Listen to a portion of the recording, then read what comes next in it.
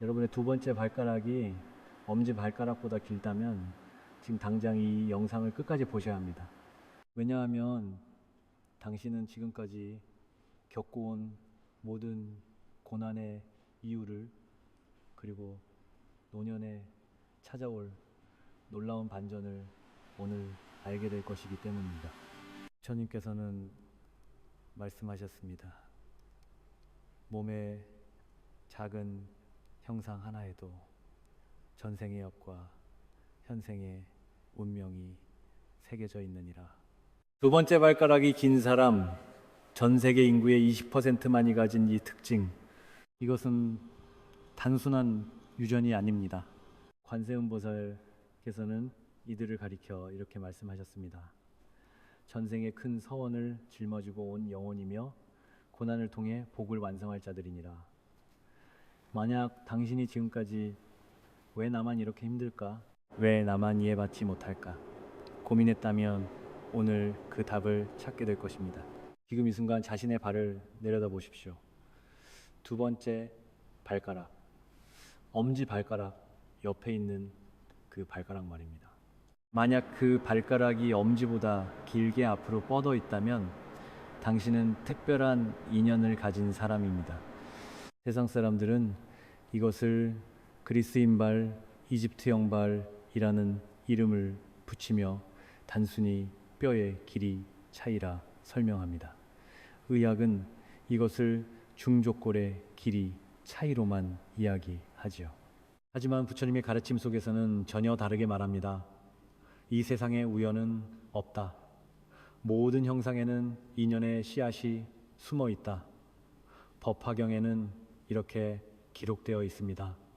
일체의 상은 허망하나 그 허망함 속에 진실한 인과가 숨어 있느니라. 몸의 한 부분도 까닭없이 생기지 않습니다.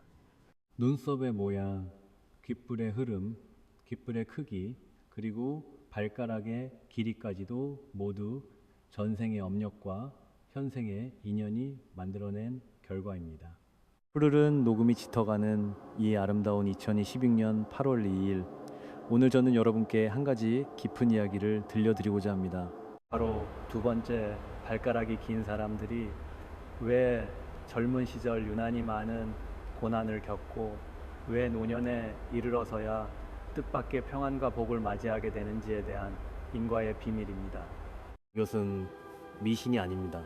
이것은 부처님께서 가르쳐 주신 인과응보의 법칙이며 관세음보살께서 자비로 밝혀주신 생명의 진리입니다. 이 이야기는 관세음보살의 가르침에서 시작됩니다. 그러니 마음을 고요히 하시고 끝까지 귀 기울여 주십시오. 부처님께서는 말씀하셨습니다. 형상을 보고 집착하지 말며 형상을 통해 진리를 깨달으라. 모든 형상은 인연의 흔적입니다. 그 흔적을 따라가면 우리는 자신의 과거와 미래를 동시에 볼 수 있습니다. 관세음보살께서는 이렇게 말씀하셨습니다. 몸은 업의 꽃이며 마음은 그 뿌리이다. 여러분, 우리가 가진 이 육신은 그저 살과 뼈의 조합이 아닙니다. 화엄경에는 이런 구절이 있습니다. 한 티끌 속에 삼천대천 세계가 들어있고 한 털 끝에 우주의 이치가 담겨 있느니라. 눈 하나, 손 하나, 발 하나, 심지어 작은 발가락 하나까지도 모두 과거의 행위, 전생의 서원, 그리고 미래의 인연이 모여 만들어진 것입니다. 부처님께서는 능가경에서 이렇게 가르치셨습니다. 일체유심조 이체외신조, 모든 것은 마음이 만든다. 즉 지금 우리가 가진 몸의 모든 부분은 전생에 우리가 품었던 생각, 행했던 행동, 세웠던 서원의 결과입니다. 키가 크고 작은 것도, 목소리가 높고 낮은 것도, 피부색이 맑고 어두운 것도 모두 인과의 법칙에 따른 것입니다. 어떤 사람은 태어날 때부터 건강하고 어떤 사람은 병약합니다. 어떤 사람은 복스러운 얼굴을 타고나고 어떤 사람은 고된 인상을 지닙니다. 이 모든 것이 우연이 아닙니다. 업보차별경에서는 말합니다. 전생에 자비를 베푼 자는 이생에 단정한 용모를 얻고 전생에 인내한 자는 이생에 건강한 몸을 얻느니라. 다며 그렇다면 두 번째 발가락이 긴 것은 무엇을 의미할까요? 이것은 단순한 신체적 특징이 아닙니다. 관세음보살께서는 이렇게 설명하십니다. 바른 사람이 걷는 길을 상징하고 발가락은 그 길의 방향을 나타내느니라. 특히 두 번째 발가락은 책임과 의무 그리고 타인을 향한 서원을 상징합니다. 그 길이는 전생의 서원과 현생의 과제가 겹쳐진 인연의 표식입니다. 마치 나무의 나이테가 그 나무가 겪은 세월을 보여주듯이 발가락의 길이는 그 영혼이 걸어온 수행의 깊이를 보여줍니다. 관세음보살께서는 그 긴 발가락을 보시며 이렇게 속삭이십니다. 이 사람은 지혜의 업을 짊어진 자, 책임의 업을 선택한 영혼이로다. 전생에 중생을 구제하겠다는 큰 서원을 세웠던 보살의 화신이로다. 관세음보살 보문품에는 이런 말씀이 있습니다. 보살은 자신의 안락을 버리고 중생의 고통을 함께 나누기를 서원하나니 그 서원의 무게가 곧 현생의 업이 되느니라. 여러분, 만약 당신의 두 번째 발가락이 길다면 그것은 부처님께서 당신에게 부여하신 특별한 숙명의 증표입니다. 당신은 평범한 삶을 살려고 이 세상에 온 것이 아닙니다. 당신은 전생에 스스로 선택한 수행의 길을 걷고 있는 것입니다. 신체는 업의 그릇이며 그 안에는 수많은 생애의 이야기가 담겨 있으며 부처님께서는 말씀하셨습니다.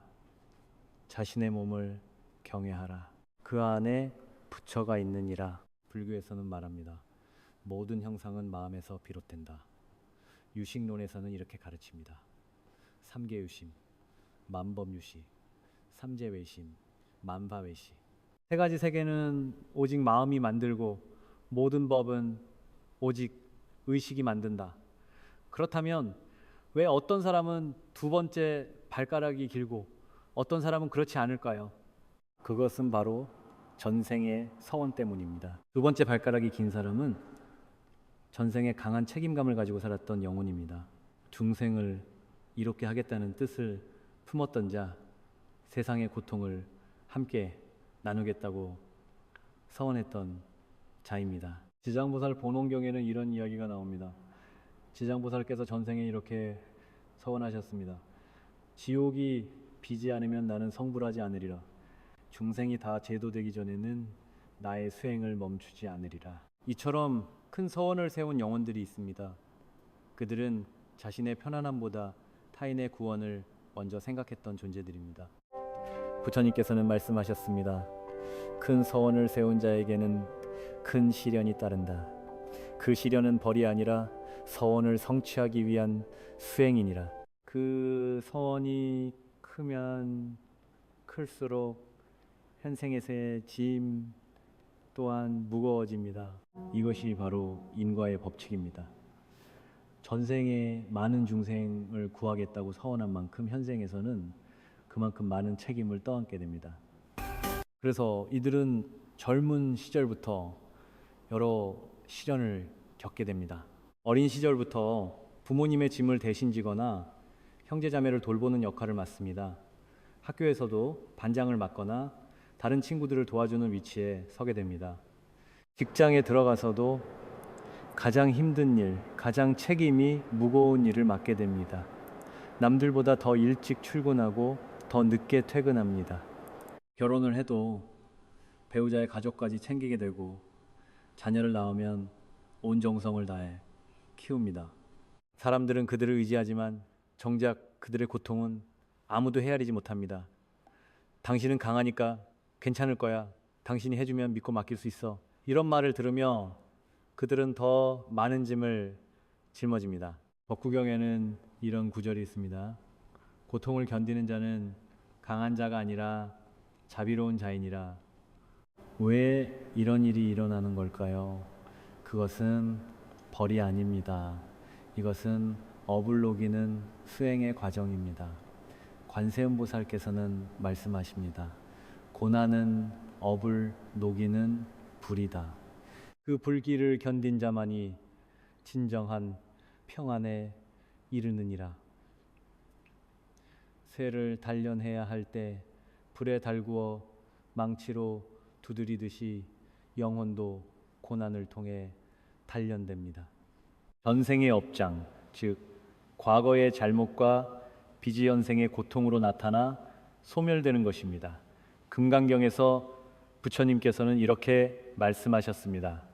만약 선남자 선여인이 이 경을 받아 지니고 사람들에게 업신여김을 받으면 이 사람은 전생의 죄업으로 마땅히 악도에 떨어질 것이나 금생에 사람들에게 업신여김을 받음으로써 전생의 죄업이 즉시 소멸하느니라. 두 번째, 발가락이 긴 사람들이 겪는 젊은 시절의 고통은 바로 이것입니다. 전생의 업을 소멸시키는 과정입니다. 마치 쇠를 불에 달구어 불순물을 제거하듯 그들의 영혼은 고난을 통해 정화되고 있는 것입니다. 또한 이들은 전생의 서원을 실천하고 있는 것입니다. 중생을 구제하겠다는 서원, 타인의 고통을 나누겠다는 서원이 현생에서 실제로 이루어지는 것입니다. 그러니 만약 당신이 지금 힘든 시기를 지나고 있다면 이것을 기억하십시오. 이 고통은 당신을 벌하는 것이 아니라 당신을 완성시키는 과정입니다. 부처님께서는 열반경에서 말씀하셨습니다. 마치 금을 불로 단련하여 순수하게 만들듯이 수행자는 고난을 통해 지혜를 얻느니라. 당신의 고통은 헛되지 않습니다.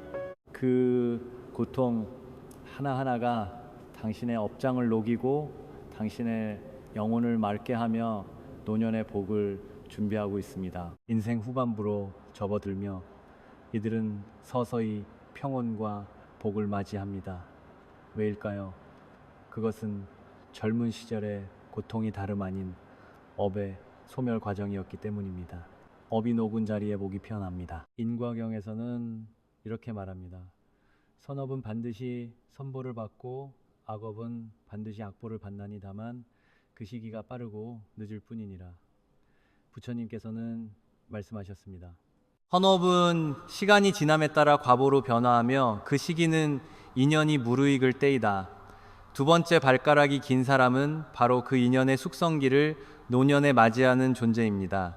마치 과일이 익는데 시간이 필요하듯이 복도 무르익는 시간이 필요합니다.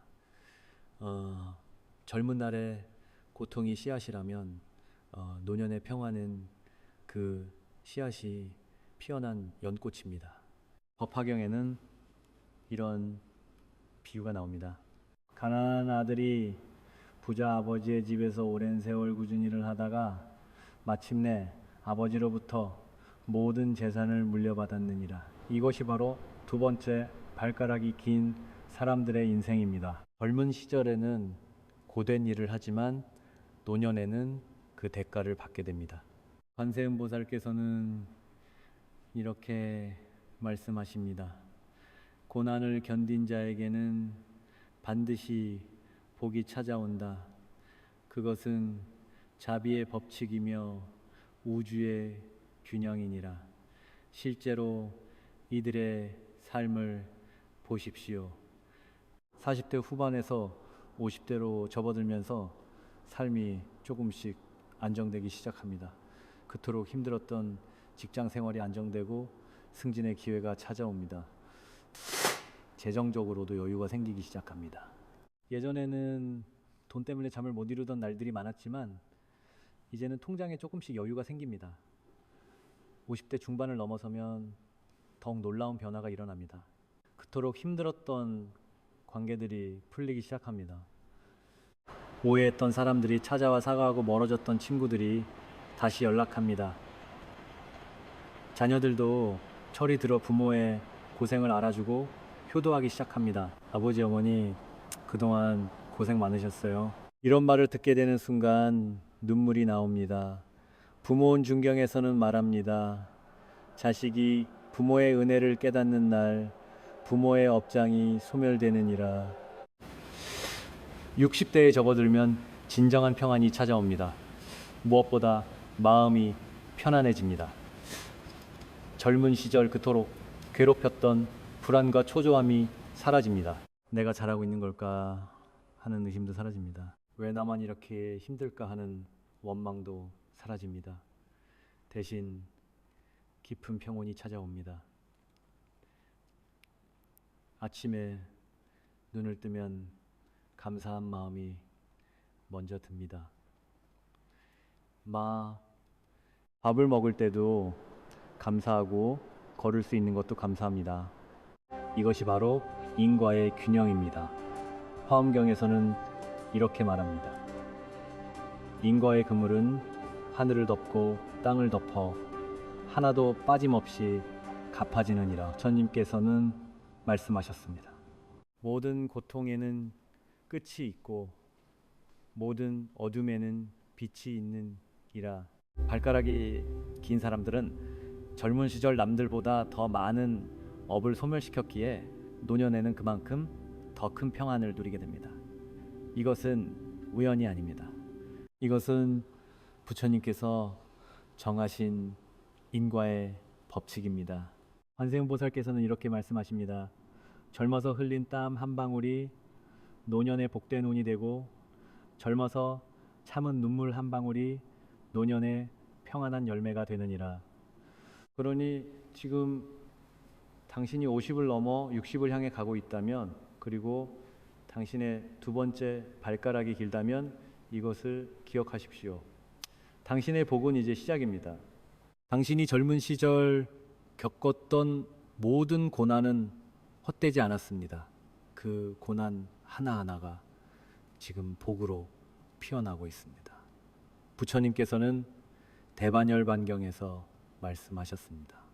인내하는 자는 마침내 모든 것을 얻느니라. 당신은 인내했습니다. 그러니 이제 얻을 차례입니다. 긴 발가락을 가진 이들은 대체로 고독한 수행자의 삶을 살아갑니다. 남보다 생각이 깊고 마음이 넓지만 그 깊이 때문에 세상과의 단절감을 느낄 때가 많습니다. 친구들과 함께 있어도 외로움을 느끼고 가족과 함께 있어도 이해받지 못한다는 느낌을 받습니다. 모임에 가도 진정으로 마음을 나눌 사람이 없습니다. 사람들은 즐겁게 웃고 떠들지만 당신만 혼자 다른 생각을 하고 있습니다. 이 사람들은 정말 행복한 걸까? 아니면 그저 외로움을 숨기고 있는 걸까? 이런 생각을 하는 자신이 이상하게 느껴집니다. 왜 나만 이렇게 다를까? 왜 나만 이렇게 깊게 생각할까? 왜 나만 이렇게 힘들까? 그런 생각을 하며 밤을 지새운 적이 있으실 겁니다. 유마경에는 이런 구절이 있습니다. 깨달은 자는 세상에 있으되 세상에 속하지 않고 무리 가운데 있으되 혼자이니라. 하지만 여러분, 그 고독은 벌이 아니라 수행의 공간입니다. 관세음보살께서는 말씀하십니다. 고독 속에서 지혜가 싹트고 침묵 속에서 깨달음이 자라나느니라. 부처님께서도 깨달음을 얻기 전 홀로 보리수 아래 앉으셨습니다. 혼자였습니다. 아무도 그분을 이해하지 못했습니다. 가족들은 그분을 포기한 사람이라 여겼고 제자들마저 떠났습니다. 하지만 그 고독 속에서 부처님께서는 우주의 진리를 깨달으셨습니다. 법구경에서는 이렇게 말합니다. 홀로 걷는 코끼리처럼 가라. 벗이 없어도 두려워하지 말라. 고독은 수행자의 친구니라. 두 번째 발가락이 긴 사람들은 전생에 보살의 길을 걷겠다고 서원한 영혼들입니다. 보살이란 무엇입니까? 자신의 깨달음보다 중생의 구원을 먼저 생각하는 존재입니다. 보살계경에는 이렇게 적혀 있습니다. 보살은 일체 중생을 자식처럼 여기고 중생의 고통을 자신의 고통으로 여기느니라. 그래서 이들은 본능적으로 남의 고통을 자신의 고통처럼 느낍니다. 길에서 구걸하는 노인을 보면 그냥 지나치지 못합니다. 뉴스에서 사고 소식을 들으면 마음이 아픕니다. 친구가 힘들어하면 자신의 일처럼 걱정하고 돕습니다. 직장에서 누군가 공경에 처하면 자신이 손해를 보더라도 나서게 됩니다. 사람들은 말합니다. 당신은 너무 착해. 그렇게 살면 손해만 봐. 세상이 원래 그런 거야. 너무 깊게 생각하지 마. 하지만 당신은 그렇게 살 수가 없습니다. 왜냐하면 그것이 당신의 본성이기 때문입니다. 전생에 세운 서원이 당신의 DNA에 새겨져 있기 때문입니다. 관세음보살 보문품에서는 이렇게 말합니다. 관세음보살께서는 중생의 울음소리를 듣고는 편안히 앉아 계실 수 없으시니라. 이것은 약점이 아닙니다. 이것은 전생의 서원이 현생에서 발현되는 것입니다. 이것은 당신이 평범한 영혼이 아니라는 증거입니다. 부처님께서는 말씀하셨습니다. 세상과 다르게 사는 자가 있으니 그는 부처님의 등불을 든 자이니라. 그들의 고독은 세상이 주는 벌이 아니라 부처님께서 맡기신 지혜의 등불을 지키기 위한 거룩한 공간입니다. 관세음보살께서는 그들의 고독 속에 지혜의 씨앗을 심어주십니다. 홀로 있는 시간 동안 그들은 깊이 생각합니다. 인생이란 무엇인가? 행복이란 무엇인가? 진정한 사랑이란 무엇인가? 이런 질문들을 던지며 그들은 세상의 이치를 깨닫습니다. 그리고 진정한 자비가 무엇인지 배웁니다. 금강경에서 부처님께서는 이렇게 말씀하셨습니다. 일체의 상을 떠난 자 그를 진정한 보살이라 하느니라. 그래서 이들은 나이가 들수록 지혜로워집니다. 40대가 되면 사람들이 조언을 구하러 찾아옵니다. 50대가 되면 후배들의 멘토가 됩니다. 60대가 되면 마을의 어른, 가문의 어른이 됩니다. 사람들은 말합니다. 당신과 이야기하면 마음이 편안해져요. 당신의 말씀을 들으면 길이 보여요. 이것이 바로 고독이 가져다 준 선물입니다.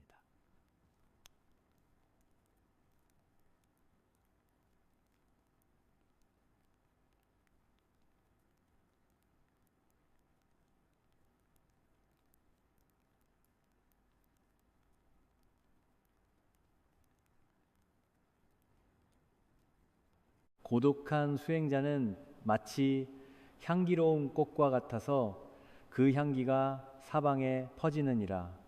당신이 지금 외롭다면 그것은 당신이 버림받은 것이 아닙니다.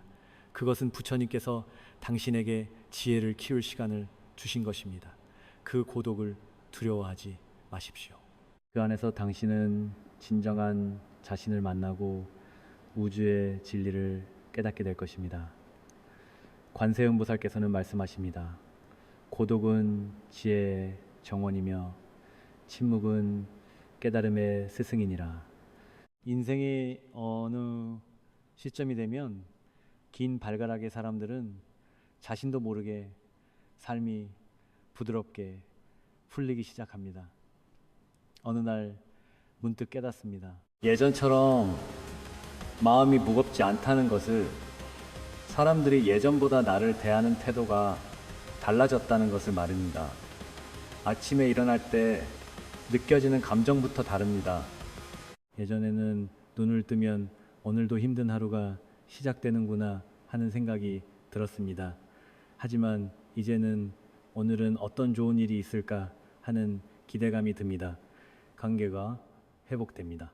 오랫동안 연락이 끊겼던 친구에게서 갑자기 전화가 옵니다. 그동안 어떻게 지냈어? 내 생각이 많이 났어. 오해로 멀어졌던 형제자매가 먼저 손을 내밉니다. 그때 내가 미안했어. 이제라도 다시 시작하자. 재물이 들어옵니다. 예상치 못한 곳에서 수입이 생기거나 복권에 당첨되는 사람도 있고 유산을 받는 사람도 있습니다.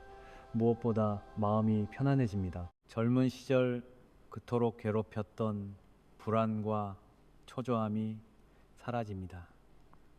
내가 잘하고 있는 걸까 하는 의심이 사라집니다. 남들이 나를 어떻게 생각할까 하는 두려움이 사라집니다. 이것이 바로 업장의 소멸입니다. 지장보살 본원경에서는 이렇게 말합니다. 업장이 소멸되면 몸이 가벼워지고 마음이 밝아지며 모든 일이 순조롭게 풀리느니라. 부처님과 보살의 자비로운 힘이 중생에게 미치는 것을 말합니다. 화엄경에서는 이렇게 설명합니다. 부처님의 광명이 중생을 비추면 업장이 소멸되고 복이 생기느니라. 관세음보살께서는 말씀하십니다. 업장이 녹는 순간 세상은 그대를 다시 받아들이고 하늘은 그대에게 복을 내리느니라. 오랜 세월의 수행과 인내가 마침내 결실을 맺는 순간입니다. 젊은 시절 당신이 흘렸던 눈물 한 방울, 참았던 분노의 조각, 삼켰던 고통 하나하나가 모두 복의 씨앗이 되어 이제 꽃을 피우는 것입니다. 법화경에는 이런 비유가 나옵니다. 마치 땅속에 묻힌 씨앗이 오랜 세월을 기다려 마침내 싹을 틔우고 꽃을 피우듯이 선업도 때가 되면 반드시 과보로 나타나느니라. 부처님께서는 말씀하셨습니다. 참고 견딘 자에게는 반드시 보상이 있고 자비를 베푸는 자에게 자비가 돌아오느니라. 이 시기가 되면 신기한 일들이 일어납니다. 오래전 도와줬던 사람이 찾아와 은혜를 갚습니다. 그때 당신이 도와주지 않았다면 저는 지금 여기 없었을 거예요. 당신이 스쳐 지나갔던 사람에게서 연락이 옵니다. 당신 덕분에 제 인생이 바뀌었어요. 이제라도 감사하다는 말을 하고 싶었어요. 자녀들이 갑자기 효도하기 시작합니다. 철없던 아들이 갑자기 철이 듭니다. 아버지, 제가 그동안 너무 철없었죠. 이제부터 제가 모실게요. 말 안 듣던 딸이 갑자기 착해집니다. 엄마, 그동안 고생 많으셨어요. 이제부터 제가 엄마를 행복하게 해드릴게요. 건강이 좋아지기도 합니다. 오래 앓던 병이 낫거나 통증이 사라지거나 검사 결과가 좋아집니다. 의사도 신기합니다. 어떤 이는 말년의 뜻밖의 재산을 얻기도 합니다. 땅값이 오르거나 사업이 잘 되거나 예상치 못한 유산을 받습니다. 업보차별경에서는 말합니다. 빵값이 오르거나 전생에 보시한 자는 현생에 재물을 얻고 전생에 인내한 자는 현생에 평안을 얻느니라. 어떤 이는 깊은 영적 평안을 얻습니다. 갑자기 모든 것이 이해됩니다.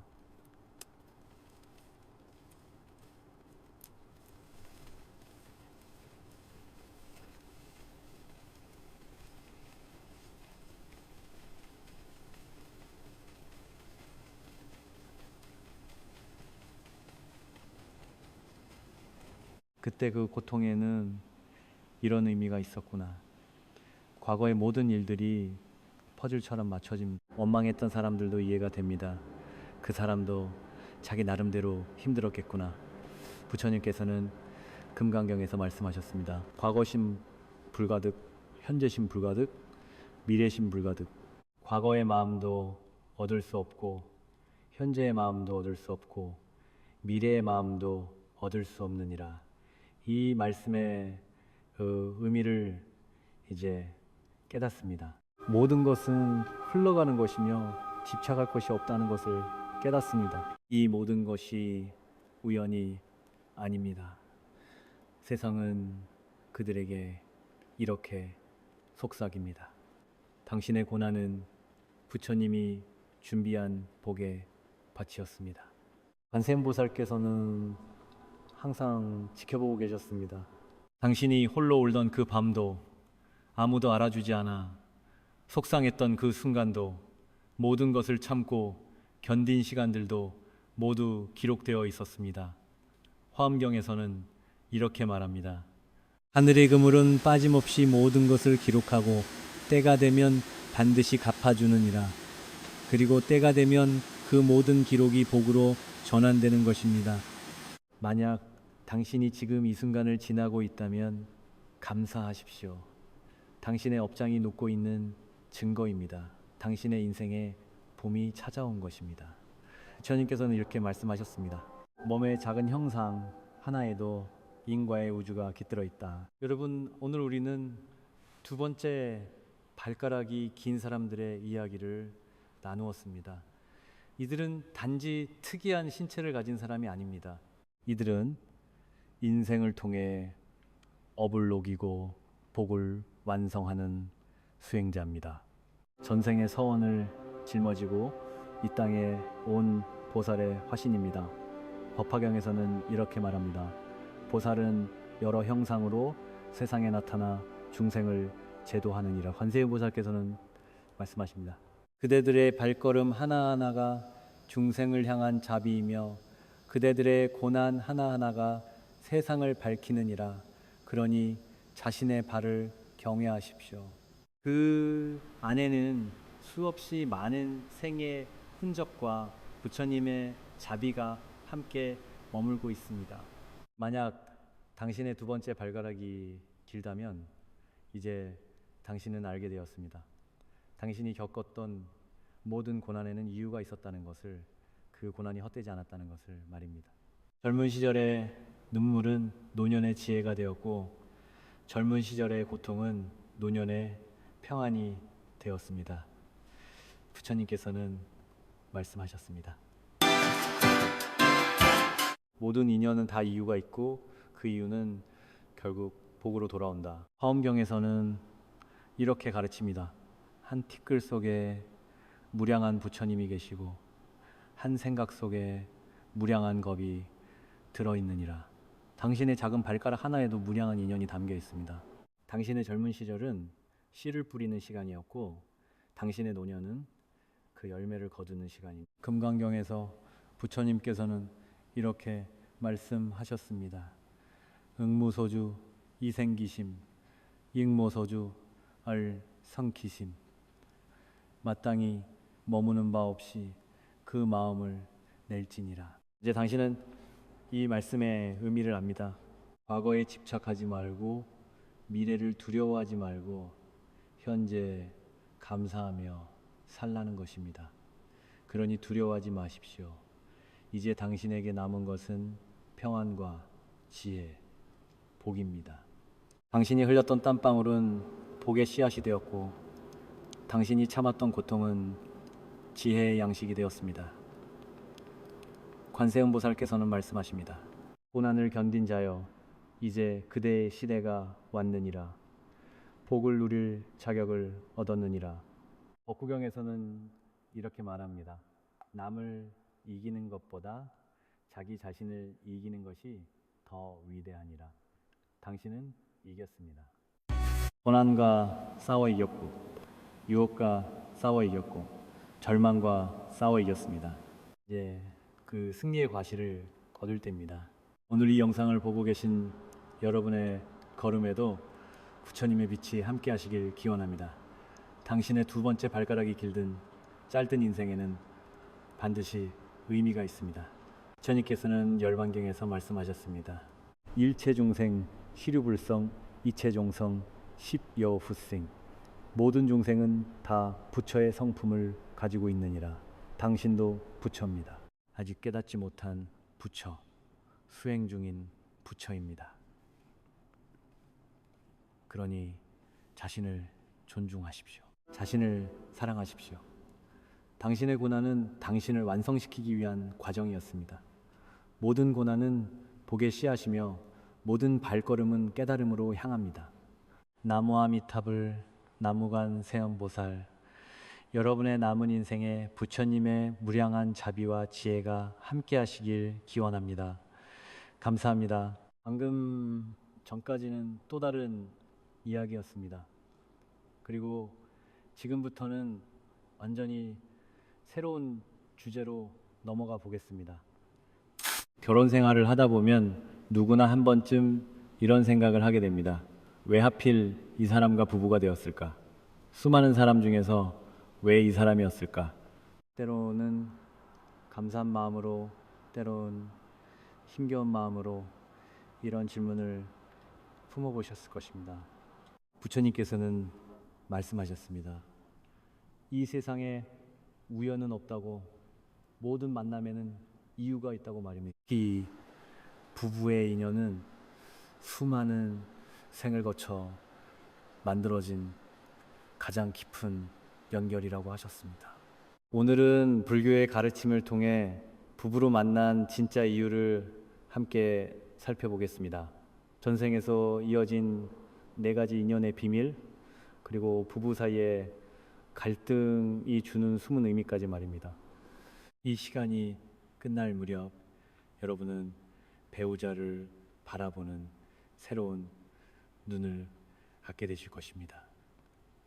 그리고 지금의 부부 인연이 얼마나 귀하고 소중한 것인지 깨닫게 되실 것입니다. 그럼 지금부터 함께 시작하겠습니다. 주님께서는 이 세상 모든 일에는 원인과 결과가 있다고 가르치셨습니다. 이것을 인과응보라고 합니다. 씨앗이 있으면 반드시 열매가 맺히듯 모든 만남에도 그 이유가 있다는 뜻입니다. 그 중에서도 부부의 인연은 가장 깊고 강한 연결입니다. 생각해 보십시오. 이 넓은 세상에 수억 명의 사람이 살아가고 있습니다. 그런데 그 많은 사람 중에서 단 한 사람을 만나 평생을 함께하게 됩니다. 이것이 과연 우연일까요?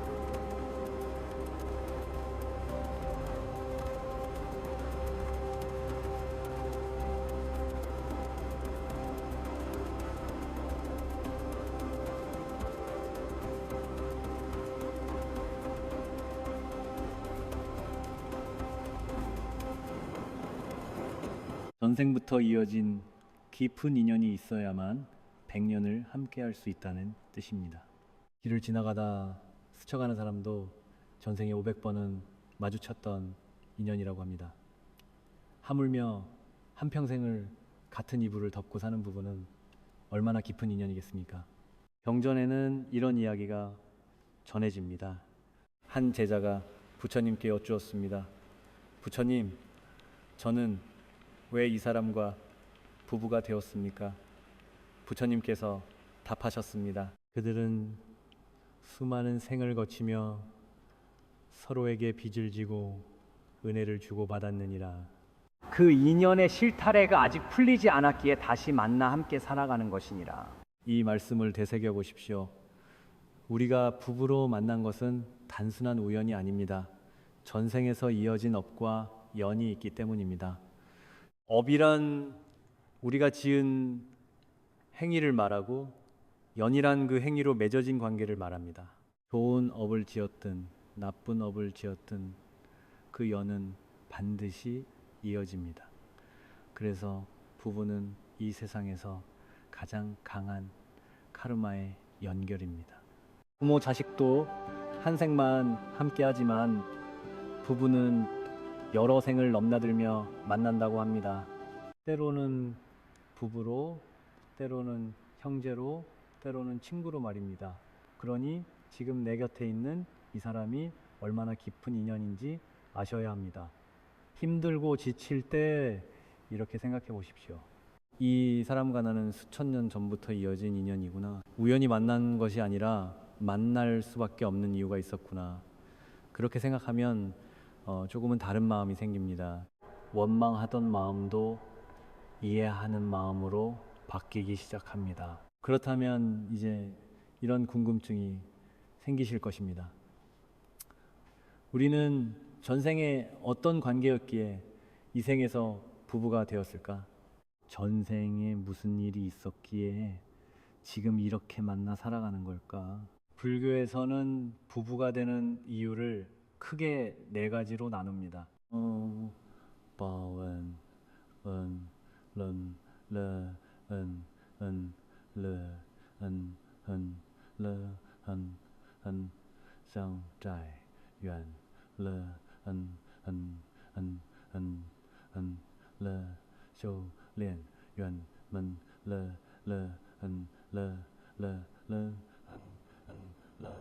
함께 수행하는 인연입니다.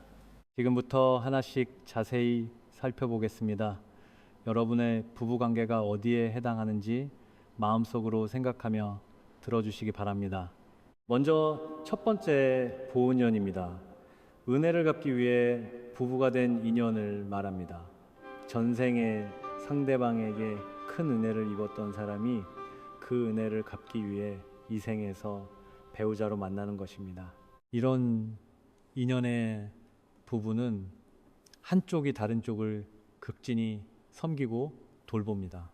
아무리 힘들어도 원망하지 않고 기꺼이 희생합니다. 주변에서 보면 이해가 안 될 정도로 헌신적입니다. 예를 들어 이런 부부가 있습니다. 남편이 중병에 걸려 10년, 20년을 누워 있어도 아내가 평생을 간병하며 살아갑니다. 힘들다는 내색 한 번 없이 오히려 감사한 마음으로 돌봅니다. 이것이 바로 보은연입니다. 전생에 받은 큰 은혜를 이 생에서 갚고 있는 것입니다. 두 번째는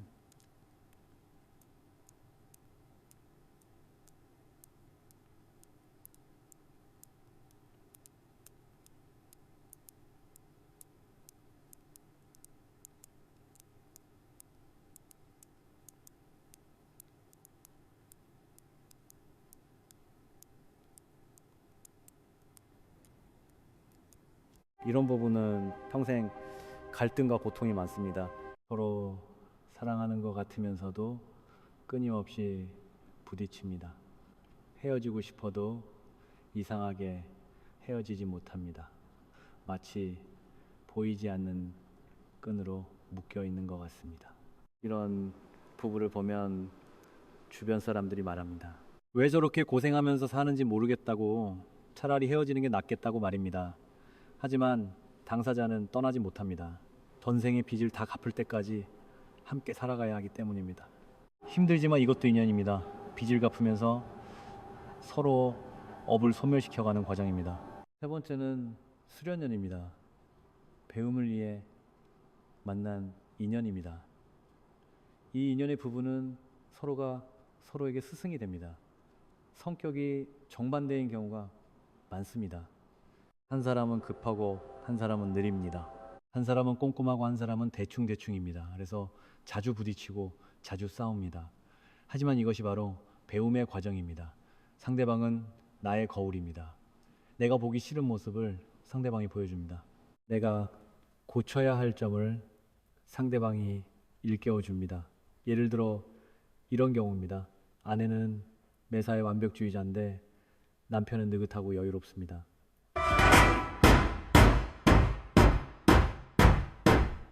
아내는 답답해하고 남편은 아내가 너무 예민하다고 생각합니다. 하지만 함께 살다 보면 조금씩 배웁니다. 아내는 남편에게서 여유를 배우고 남편은 아내에게서 배려와 책임감을 배웁니다. 이렇게 서로의 부족한 점을 채워가며 함께 성장하는 것입니다. 이것이 수련연입니다. 마지막 네 번째는 동수연입니다. 함께 수행하는 인연, 가장 아름다운 인연입니다. 전생에서부터 함께 돌을 닦았던 사람들이 이 생에서도 부부로 만나 정진합니다. 이런 부분은 서로를 존중하고 이해합니다. 큰 다툼 없이 평화롭게 살아갑니다. 삶의 목표가 같고 가치관이 비슷합니다. 서로가 서로에게 힘이 되고 위로가 됩니다. 나이가 들수록 더욱 깊어지는 사랑입니다. 손을 잡고 함께 절에 다니고 함께 봉사하고 함께 기도합니다. 이 생에서 함께 깨달음을 얻고 다음 생에서도 함께 하기를 바랍니다. 이것이 가장 복된 인연 동수연입니다. 자, 여러분, 이 네 가지 중에서 여러분의 부부 인연은 어디에 해당하십니까? 은혜를 갚는 관계입니까? 빚을 갚는 관계입니까? 서로 배우는 관계입니까? 함께 수행하는 관계입니까? 어떤 인연이든 모두 의미가 있습니다. 고은연이라면 감사한 마음으로 섬기십시오. 상태연이라면 인내하며 업을 소멸시키십시오. 수련연이라면 겸손히 배우십시오.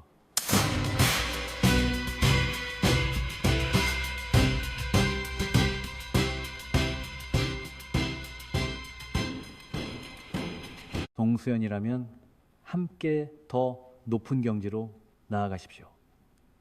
중요한 것은 이것입니다. 어떤 인연이든 원망하지 말고 받아들이는 것입니다. 그리고 그 인연 속에서 나를 성장시키는 것입니다. 그런데 많은 분들이 이렇게 물으십니다. 그렇다면 부부 사이의 갈등은 왜 생기는 걸까요? 왜 가장 가까운 사람과 가장 많이 싸우게 되는 걸까요? 결혼 생활을 하다 보면 누구나 이런 의문을 품게 됩니다. 왜 가장 가까운 사람과 가장 많이 싸우게 될까? 왜 다른 사람에게는 참을 수 있는 일도 배우자에게는 참기 힘들까? 이것에도 깊은 이유가 있습니다. 주님께서는 이렇게 말씀하셨습니다. 배우자는 당신의 거울이라고, 당신이 보기 싫어하는 모습을 비춰주는 거울이다 라고 말입니다. 우리는 살아가면서 자신의 어두운 면을 보지 않으려 합니다. 교만함, 이기심, 집착, 분노, 이런 것들을 마음 깊은 곳에 숨겨두고 살아갑니다. 그런데 배우자는 바로 그 숨겨둔 것들을 끄집어냅니다. 내가 가장 보고 싶지 않은 나의 모습을 보게 만듭니다. 그래서 화가 치밀어 오릅니다. 예를 들어 이런 경우입니다. 남편이 집안일을 대충 하는 것을 보면 아내는 화가 치밀어 오릅니다. 왜 저렇게 무책임할까? 왜 저렇게 대충대충 할까? 하지만 가만히 들여다보면 아내 자신도 어딘가에서는 대충대충 하는 부분이 있습니다. 다만 그것을 인정하고 싶지 않을 뿐입니다. 남편은 그 모습을 비춰주는 거울인 것입니다. 또 이런 경우도 있습니다. 아내가 자꾸 잔소리를 하면은 남편은 답답해합니다. 왜 저렇게 간섭이 심할까? 왜 믿지 못할까? 하지만 남편 자신도 어딘가에서는 남을 통제하고 싶어하는 마음이 있습니다. 직장에서든 자녀에게든 혹은 마음속 깊은 곳에서 말입니다. 아내는 그 모습을 보여주고 있는 것입니다. 부처님께서는 이것을 집착과 아집이라고 하셨습니다. 우리는 모두 자신만의 생각, 자신만의 방식에 집착합니다. 내가 옳다고, 내 방식이 맞다고 믿습니다. 이것이 바로 아집입니다. 그런데 부부 생활은 이 아집을 깨뜨리는 과정입니다. 상대방과 부딪히면서 내가 절대적으로 옳지 않다는 것을 배웁니다. 내 방식만이 정답이 아니라는 것을 깨닫습니다. 이것이 바로 수행입니다. 절에 가서 참선하고 염불하는 것만이 수행이 아닙니다. 부부로 살아가며 자신의 집착을 내려놓는 것, 상대방을 통해 자신의 어둠을 마주하는 것, 이것이 가장 어렵고 가장 중요한 수행입니다. 그래서 부부 갈등은 사실 상대방과의 싸움이 아닙니다. 내 안의 어둠과 싸우는 것입니다. 내가 놓지 못하는 집착과 싸우는 것입니다. 경전에는 이런 말씀이 있습니다. 가장 가까운 사람이 가장 큰 스승이니라. 왜 그럴까요? 가까운 사람이기에 나의 가장 깊은 곳까지 건드릴 수 있기 때문입니다. 가까운 사람이기에 가면을 쓸 수 없기 때문입니다. 그래서 부부는 서로에게 가장 위대한 스승입니다. 갈등이 생길 때마다 이렇게 생각해 보십시오. 지금 내가 화가 나는 진짜 이유는 뭘까? 상대방 때문일까? 아니면 내 안에 무언가 때문일까? 내가 지금 놓지 못하고 있는 것은 무엇일까? 이렇게 자문하다 보면 조금씩 보이기 시작합니다. 내가 정말 화내야 할 대상은 상대방이 아니라 나 자신이라는 것을, 내가 바꿔야 할 사람은 상대방이 아니라 나 자신이라는 것을 말입니다. 그리고 부부 생활은 인내와 용서를 배우는 도량이기도 합니다. 참는 것을 배우고 용서하는 것을 배우고 이해하는 것을 배웁니다.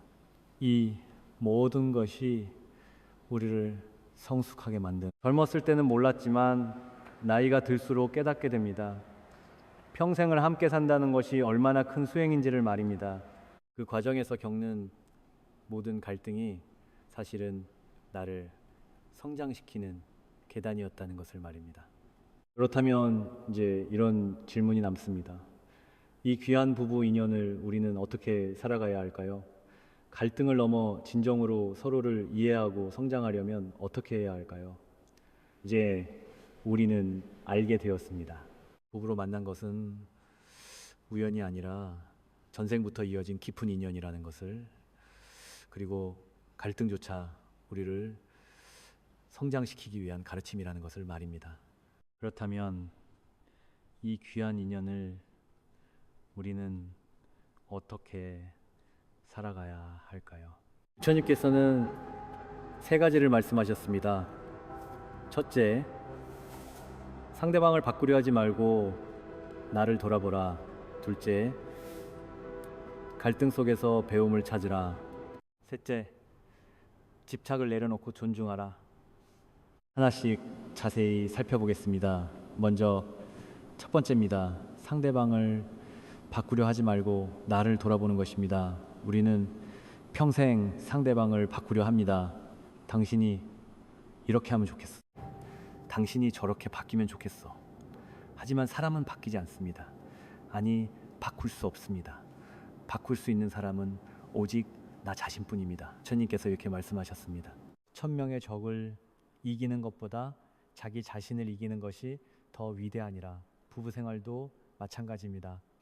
상대방과 싸워 이기는 것이 아니라 내 안에 집착과 아집을 이기는 것입니다. 배우자가 무언가 마음에 들지 않을 때 이렇게 물어보십시오. 내가 왜 화가 날까? 내가 무엇에 집착하고 있을까? 그러면 조금씩 보입니다. 내가 원하는 대로 되지 않아서 내 기대가 무너져서 화가 난다는 것을 말입니다. 그때 그 기대를, 그 집착을 내려놓으십시오. 그러면 마음이 편안해집니다. 두 번째는 갈등 속에서 배움을 찾는 것입니다. 부부 싸움을 할 때마다 이렇게 생각해 보는 것입니다. 지금 이 상황이 나에게 무엇을 가르치려 하는가? 내가 여기서 무엇을 배워야 하는가? 예를 들어 배우자가 약속을 지키지 않아 화가 났다고 합시다. 그럴 때 상대방을 원망하는 대신 이렇게 생각해 보는 것입니다. 나는 지금 인내를 배우고 있구나. 혹은 기대를 내려놓는 법을 배우고 있구나. 아니면 용서하는 법을 배우고 있구나. 이렇게 생각하면 갈등이 배움의 기회가 됩니다. 고통이 성장의 계단이 됩니다. 그리고 이상하게도 그렇게 생각하고 나면 화가 조금씩 가라앉습니다. 세 번째는 집착을 내려놓고 존중하는 것입니다. 많은 분들이 착각하시는 것이 있습니다. 부부는 한 몸이니까 모든 것을 함께 해야 한다고 생각하시는 것입니다. 하지만 부처님께서는 이렇게 말씀하셨습니다. 모든 존재는 독립된 영혼이니라. 부부라 해도 각자 다른 영혼입니다. 다른 생각을 가질 수 있고 다른 길을 갈 수도 있습니다. 그것을 인정하고 존중해야 합니다. 상대방이 내 마음대로 되기를 바라는 것, 그것이 집착입니다. 상대방도 나와 같아야 한다고 생각하는 것, 그것이 교만입니다. 내려놓으십시오. 배우자를 내 소유물처럼 생각하는 마음을, 내 뜻대로 하려는 마음을 내려놓으십시오. 그리고 있는 그대로 존중하십시오. 당신은 당신이고 나는 나입니다. 다르지만 함께 가는 동반자입니다. 이것이 진정한 부부의 모습입니다. 그렇다면 구체적으로 일상에서 어떻게 실천할 수 있을까요? 세 가지 작은 실천을 말씀드리겠습니다. 하나, 매일 감사한 것 한 가지를 찾으십시오. 아침에 일어나서 혹은 잠들기 전에 배우자에게 감사한 것 한 가지를 떠올려 보십시오. 말로 표현하지 않아도 됩니다. 마음속으로만 생각해도 됩니다.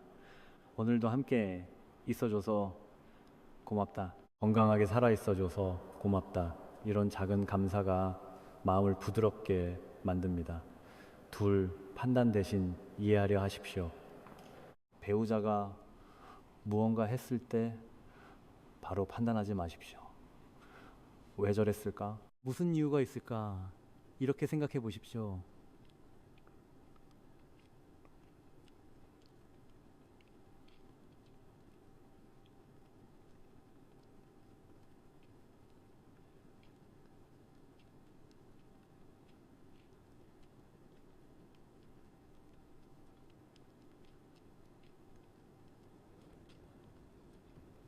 셋, 작은 것을 함께 나누십시오.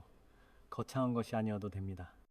함께 차 한 잔 마시기, 함께 산책하기, 함께 꽃 한 송이 감상하기, 이런 작은 순간들이 부부의 인연을 깊게 만듭니다. 그리고 무엇보다 나이 들어가는 서로를 따뜻하게 바라봐 주십시오. 젊었을 때는 서로의 부족함이 보였지만 나이가 들수록 서로의 소중함이 보입니다. 흰머리가 하나둘 늘어가고 주름이 깊어져가는 그 모습 속에 평생의 인연이 담겨 있습니다. 부처님께서는 말씀하셨습니다. 함께 늙어가는 것, 그것이 가장 아름다운 수행이니라. 여러분 지금 옆에 계신 그분을 한번 바라보십시오. 평생을 함께한 혹은 앞으로도 함께할 그분을 말입니다.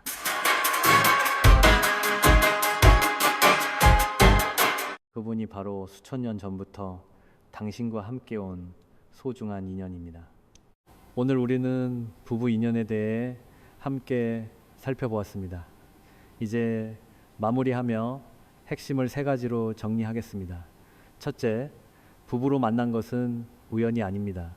전생부터 이어진 깊은 인연이며 수천 년을 넘어 다시 만난 소중한 연결입니다. 둘째, 부부 갈등도 의미가 있습니다. 그것은 우리를 성장시키기 위한 가르침이며 집착을 내려놓게 하는 수행입니다. 셋째, 감사와 이해로 인연을 가꿀 때 부부는 서로에게 가장 위대한 스승이 됩니다. 여러분 오늘 저녁 집에 돌아가시거든 배우자에게 이렇게 말씀해 보십시오. 고맙습니다. 단 한마디면 됩니다. 무엇이 고마운지 길게 설명하지 않아도 됩니다. 그죠? 고맙습니다. 한마디면 충분합니다. 그 한마디가 수천 년 이어진 인연에 대한 예입니다. 평생을 함께해온 그분에 대한 존중입니다. 부처님께서는 이렇게 말씀하셨습니다. 인연을 소중히 여기는 사람은 다음 생에도 좋은 인연을 만나느니라.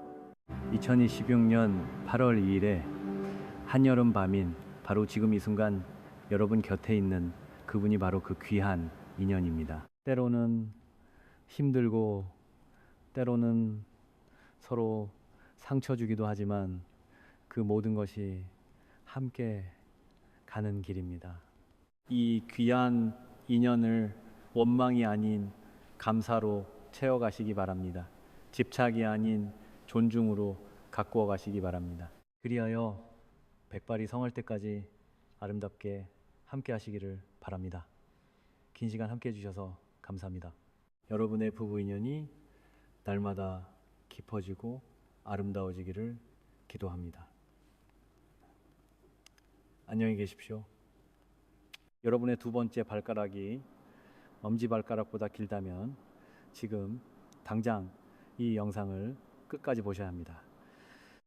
왜냐하면 당신은 지금까지 겪고 온 모든 고난의 이유를 그리고 노년에 찾아올 놀라운 반전을 오늘 알게 될 것이기 때문입니다. 부처님께서는 말씀하셨습니다. 몸의 작은 형상 하나에도 전생의 업과 현생의 운명이 새겨져 있느니라. 두 번째, 발가락이 긴 사람, 전 세계 인구의 20%만이 가진 이 특징, 이것은 단순한 유전이 아닙니다. 관세음보살께서는 이들을 가리켜 이렇게 말씀하셨습니다. 전생에 큰 서원을 짊어지고 온 영혼이며 고난을 통해 복을 완성할 자들이니라. 만약 당신이 지금까지 왜 나만 이렇게 힘들까? 왜 나만 이해받지 못할까 고민했다면 오늘 그 답을 찾게 될 것입니다. 지금 이 순간 자신의 발을 내려다 보십시오. 두 번째 발가락, 엄지 발가락 옆에 있는 그 발가락 말입니다. 만약 그 발가락이 엄지보다 길게 앞으로 뻗어 있다면 당신은 특별한 인연을 가진 사람입니다. 세상 사람들은 이것을 그리스인 발, 이집트형 발이라는 이름을 붙이며 단순히 뼈의 길이 차이라 설명합니다. 의학은 이것을 중족골의 길이 차이로만 이야기하지요. 하지만 부처님의 가르침 속에서는 전혀 다르게 말합니다. 이 세상에 우연은 없다. 모든 형상에는 일체상은 허망하나 그 허망함 속에 진실한 인과가 숨어 있느니라. 몸의 한 부분도 까닭 없이 생기지 않습니다. 눈썹의 모양, 귓불의 흐름, 귓불의 크기, 그리고 발가락의 길이까지도 모두 전생의 업력과 현생의 인연이 만들어낸 결과입니다. 푸르른 녹음이 짙어가는 이 아름다운 2026년 8월 2일, 오늘 저는 여러분께 한 가지 깊은 이야기를 들려드리고자 합니다. 바로 두 번째, 발가락이 긴 사람들이 왜 젊은 시절 유난히 많은 고난을 겪고 왜 노년에 이르러서야 뜻밖의 평안과 복을 맞이하게 되는지에 대한 인과의 비밀입니다. 이것은 미신이 아닙니다. 이것은 부처님께서 가르쳐 주신 인과응보의 법칙이며 관세음보살께서 자비로 밝혀주신 생명의 진리입니다. 이 이야기는 관세음보살의 가르침에서 시작됩니다. 그러니 마음을 고요히 하시고 끝까지 귀 기울여 주십시오. 부처님께서는 말씀하셨습니다. 형상을 보고 집착하지 말며 형상을 통해 진리를 깨달으라. 모든 형상은 인연의 흔적입니다. 그 흔적을 따라가면 우리는 자신의 과거와 미래를 동시에 볼 수 있습니다. 관세음보살께서는 이렇게 말씀하셨습니다. 몸은 업에 꽂히며 마음은 그 뿌리이다. 여러분, 우리가 가진 이 육신은 그저 살과 뼈의 조합이 아닙니다. 화엄경에는 이런 구절이 있습니다. 한 티끌 속에 삼천대천 세계가 들어있고 한 털 끝에 우주의 이치가 담겨 있느니라. 눈 하나, 손 하나, 발 하나, 심지어 작은 발가락 하나까지도 모두 과거의 행위, 전생의 서원, 그리고 미래의 인연이 모여 만들어진 것입니다. 부처님께서는 능가경에서 이렇게 가르치셨습니다. 일체 유심조, 이체 외신저, 모든 것은 마음이 만든다. 즉 지금 우리가 가진 몸의 모든 부분은 전생에 우리가 품었던 생각, 행했던 행동, 세웠던 서원의 결과입니다. 키가 크고 작은 것도, 목소리가 높고 낮은 것도, 피부색이 맑고 어두운 것도 모두 인과의 법칙에 따른 것입니다. 어떤 사람은 태어날 때부터 건강하고 어떤 사람은 병약합니다. 어떤 사람은 복스러운 얼굴을 타고나고 어떤 사람은 고된 인상을 지닙니다. 이 모든 것이 우연이 아닙니다. 법보차별경에서는 말합니다.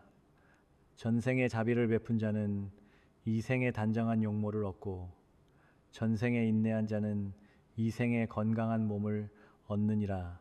그렇다면 두 번째 발가락이 긴 것은 무엇을 의미할까요? 이것은 단순한 신체적 특징이 아닙니다. 관세음보살께서는 이렇게 설명하십니다. 바른 사람이 걷는 길을 상징하고 발가락은 그 길의 방향을 나타내느니라. 특히 두 번째 발가락은 책임과 의무 그리고 타인을 향한 서원을 상징합니다. 그 길이는 전생의 서원과 현생의 과제가 겹쳐진 인연의 표식입니다. 마치 나무의 나이테가 그 나무가 겪은 세월을 보여주듯이 발가락의 길이는 그 영혼이 걸어온 수행의 깊이를 보여줍니다. 관세음보살께서는 그 긴 발가락을 보시며 이렇게 속삭이십니다. 이 사람은 지혜의 업을 짊어진 자, 책임의 업을 선택한 영혼이로다. 전생에 중생을 구제하겠다는 큰 서원을 세웠던 보살의 화신이로다. 관세음보살 법문품에는 이런 말씀이 있습니다. 보살은 자신의 안락을 버리고 중생의 고통을 함께 나누기를 서원하나니 그 서원의 무게가 곧 현생의 업이 되느니라. 여러분, 만약 당신의 두 번째 발가락이 길다면 그것은 부처님께서 당신에게 부여하신 특별한 승명의 증표입니다. 당신은 평범한 삶을 살려고 이 세상에 온 것이 아닙니다. 당신은 전생에 스스로 선택한 수행의 길을 걷고 있는 것입니다. 신체는 업의 그릇이며 그 안에는 수많은 생애의 이야기가 담겨 있습니다. 부처님께서는 말씀하셨습니다. 자신의 몸을 경외하라. 그 안에 부처가 있느니라. 불교에서는 말합니다. 모든 형상은 마음에서 비롯된다. 유식론에서는 이렇게 가르칩니다. 삼계유심, 만법유식, 삼재외심, 만파외식. 세 가지 세계는 오직 마음이 만들고 모든 법은 오직 의식이 만든다.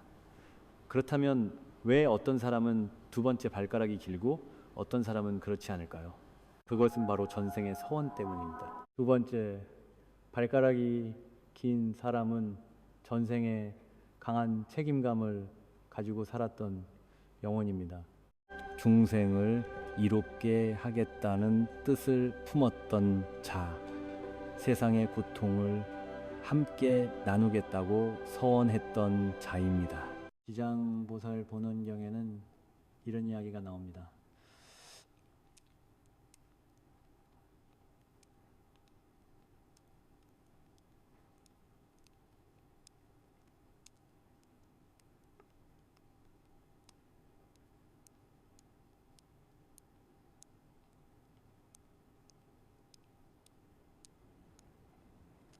중생이 다 제도되기 전에는 나의 수행을 멈추지 않으리라.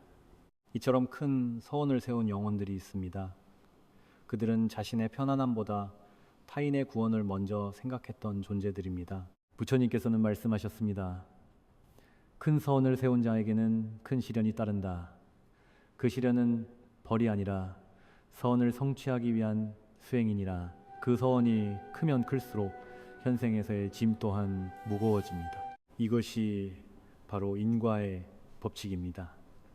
전생에 많은 중생을 구하겠다고 서원한 만큼 현생에서는 그만큼 많은 책임을 떠안게 됩니다. 그래서 이들은 젊은 시절부터 여러 시련을 겪게 됩니다. 어린 시절부터 부모님의 짐을 대신 지거나 형제 자매를 돌보는 역할을 맡습니다. 학교에서도 반장을 맡거나 다른 친구들을 도와주는 위치에 서게 됩니다. 직장에 들어가서도 가장 힘든 일, 가장 책임이 무거운 일을 맡게 됩니다.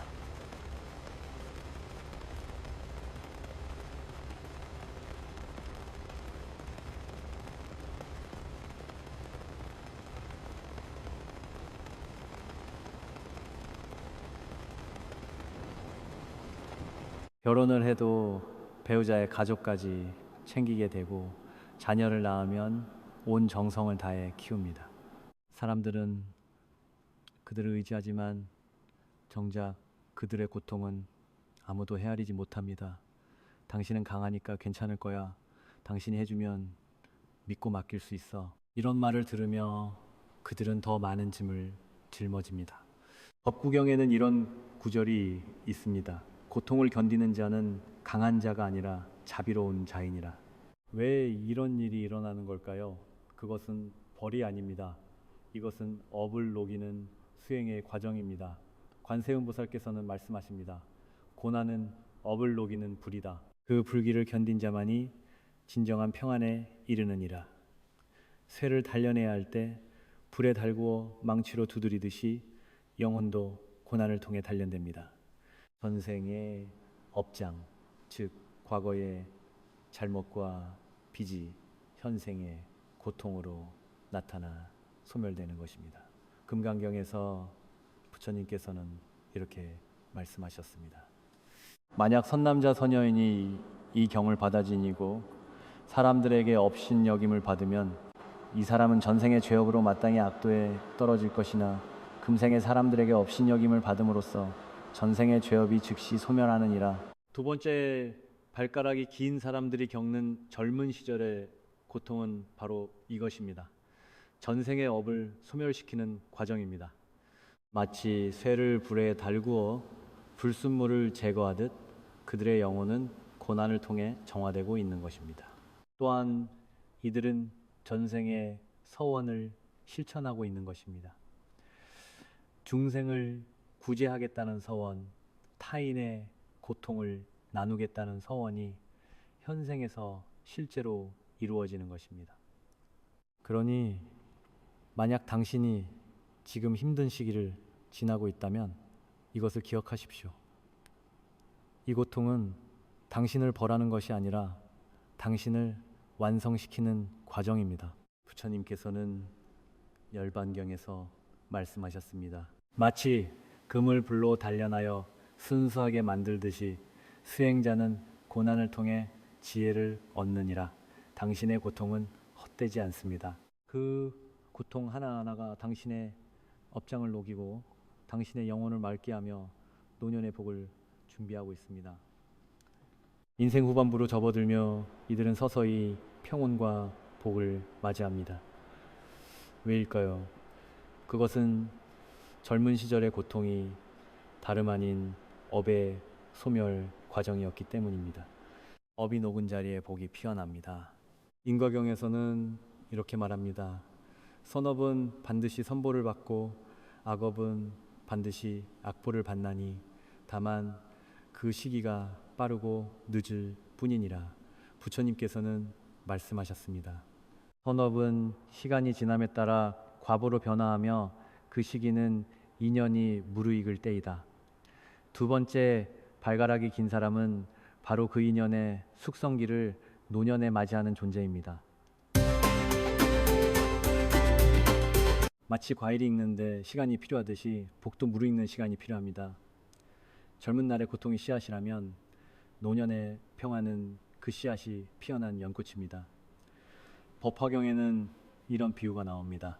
가난한 아들이 부자 아버지의 집에서 오랜 세월 꾸준히 일을 하다가 마침내 아버지로부터 모든 재산을 물려받았느니라. 이것이 바로 두 번째, 발가락이 긴 사람들의 인생입니다. 젊은 시절에는 고된 일을 하지만 노년에는 그 대가를 받게 됩니다. 관세음보살께서는 이렇게 말씀하십니다. 고난을 견딘 자에게는 반드시 복이 찾아온다.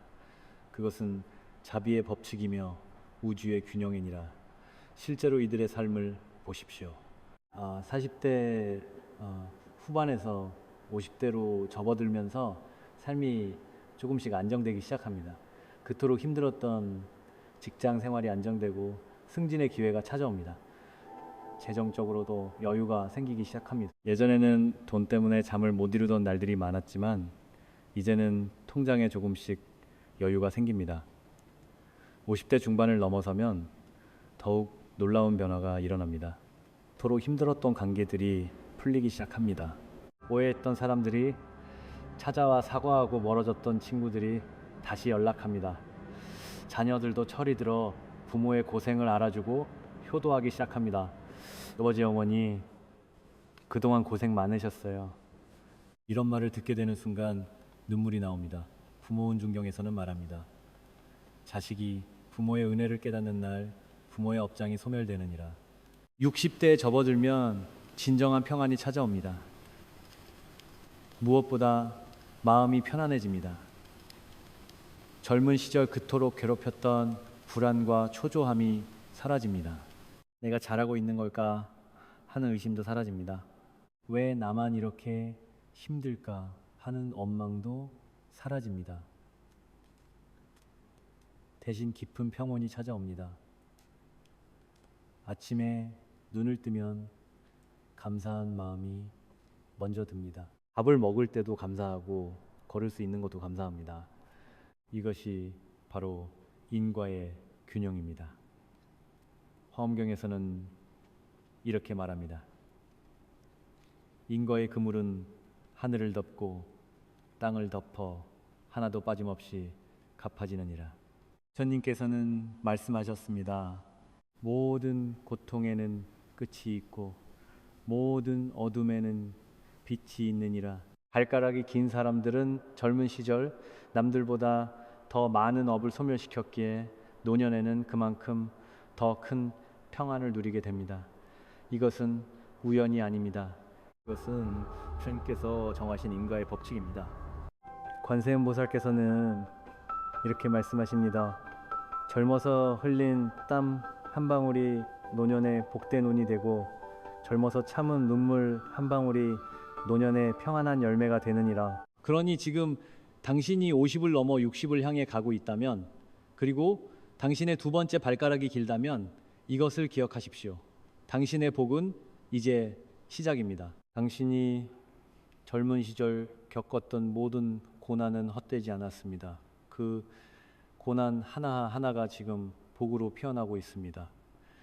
부처님께서는 대반열 반경에서 말씀하셨습니다. 인내하는 자는 마침내 모든 것을 얻느니라. 당신은 인내했습니다.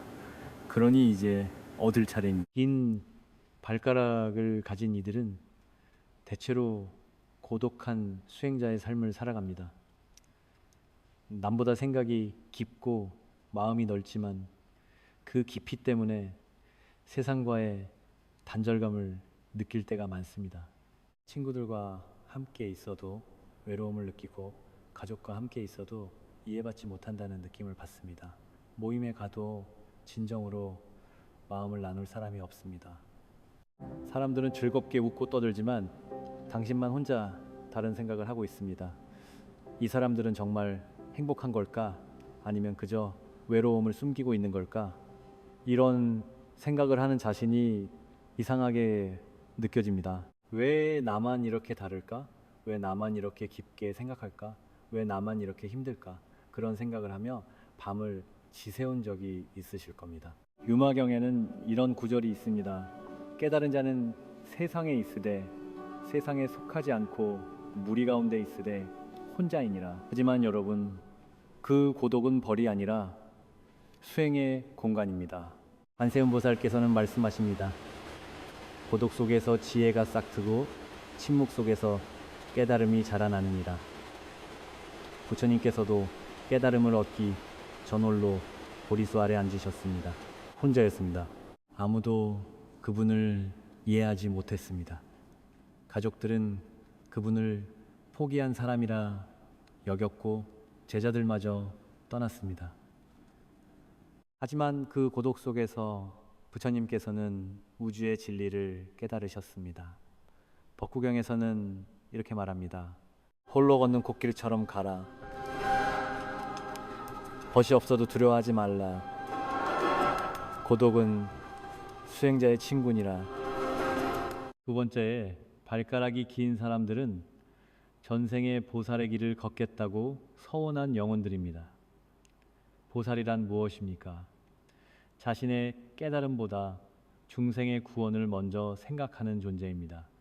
보살계경에는 이렇게 적혀 있습니다. 보살은 일체 중생을 자식처럼 여기고 중생의 고통을 자신의 고통으로 여기느니라. 그래서 이들은 본능적으로 남의 고통을 자신의 고통처럼 느낍니다. 길에서 구걸하는 노인을 보면 그냥 지나치지 못합니다. 뉴스에서 사고 소식을 들으면 마음이 아픕니다. 친구가 힘들어하면 자신의 일처럼 걱정하고 돕습니다. 직장에서 누군가 공경에 처하면 자신이 손해를 보더라도 나서게 됩니다. 사람들은 말합니다. 당신은 너무 착해. 그렇게 살면 손해만 봐. 세상이 원래 그런 거야. 너무 깊게 생각하지 마. 하지만 당신은 그렇게 살 수가 없습니다. 왜냐하면 그것이 당신의 본성이기 때문입니다. 전생에 세운 소원이 당신의 DNA에 새겨져 있기 때문입니다. 관세음보살 보문품에서는 이렇게 말합니다. 관세음보살께서는 중생의 울음소리를 듣고는 편안히 앉아 계실 수 없으시니라. 이것은 약점이 아닙니다. 이것은 전생의 서원이 현생에서 발현되는 것입니다. 이것은 당신이 평범한 영혼이 아니라는 증거입니다. 부처님께서는 말씀하셨습니다. 세상과 다르게 사는 자가 있으니 그는 부처님의 등불을 든 자이니라. 그들의 고독은 세상이 주는 벌이 아니라 부처님께서 맡기신 지혜의 등불을 지키기 위한 거룩한 공간입니다. 관세음보살께서는 그들의 고독 속에 지혜의 씨앗을 심어주십니다. 홀로 있는 시간 동안 그들은 깊이 생각합니다. 인생이란 무엇인가? 행복이란 무엇인가? 진정한 사랑이란 무엇인가? 이런 질문들을 던지며 그들은 세상의 이치를 깨닫습니다. 그리고 진정한 자비가 무엇인지 배웁니다. 금강경에서 부처님께서는 이렇게 말씀하셨습니다. 일체의 상을 떠난 자, 그를 진정한 보살이라 하느니라. 그래서 이들은 나이가 들수록 지혜로워집니다.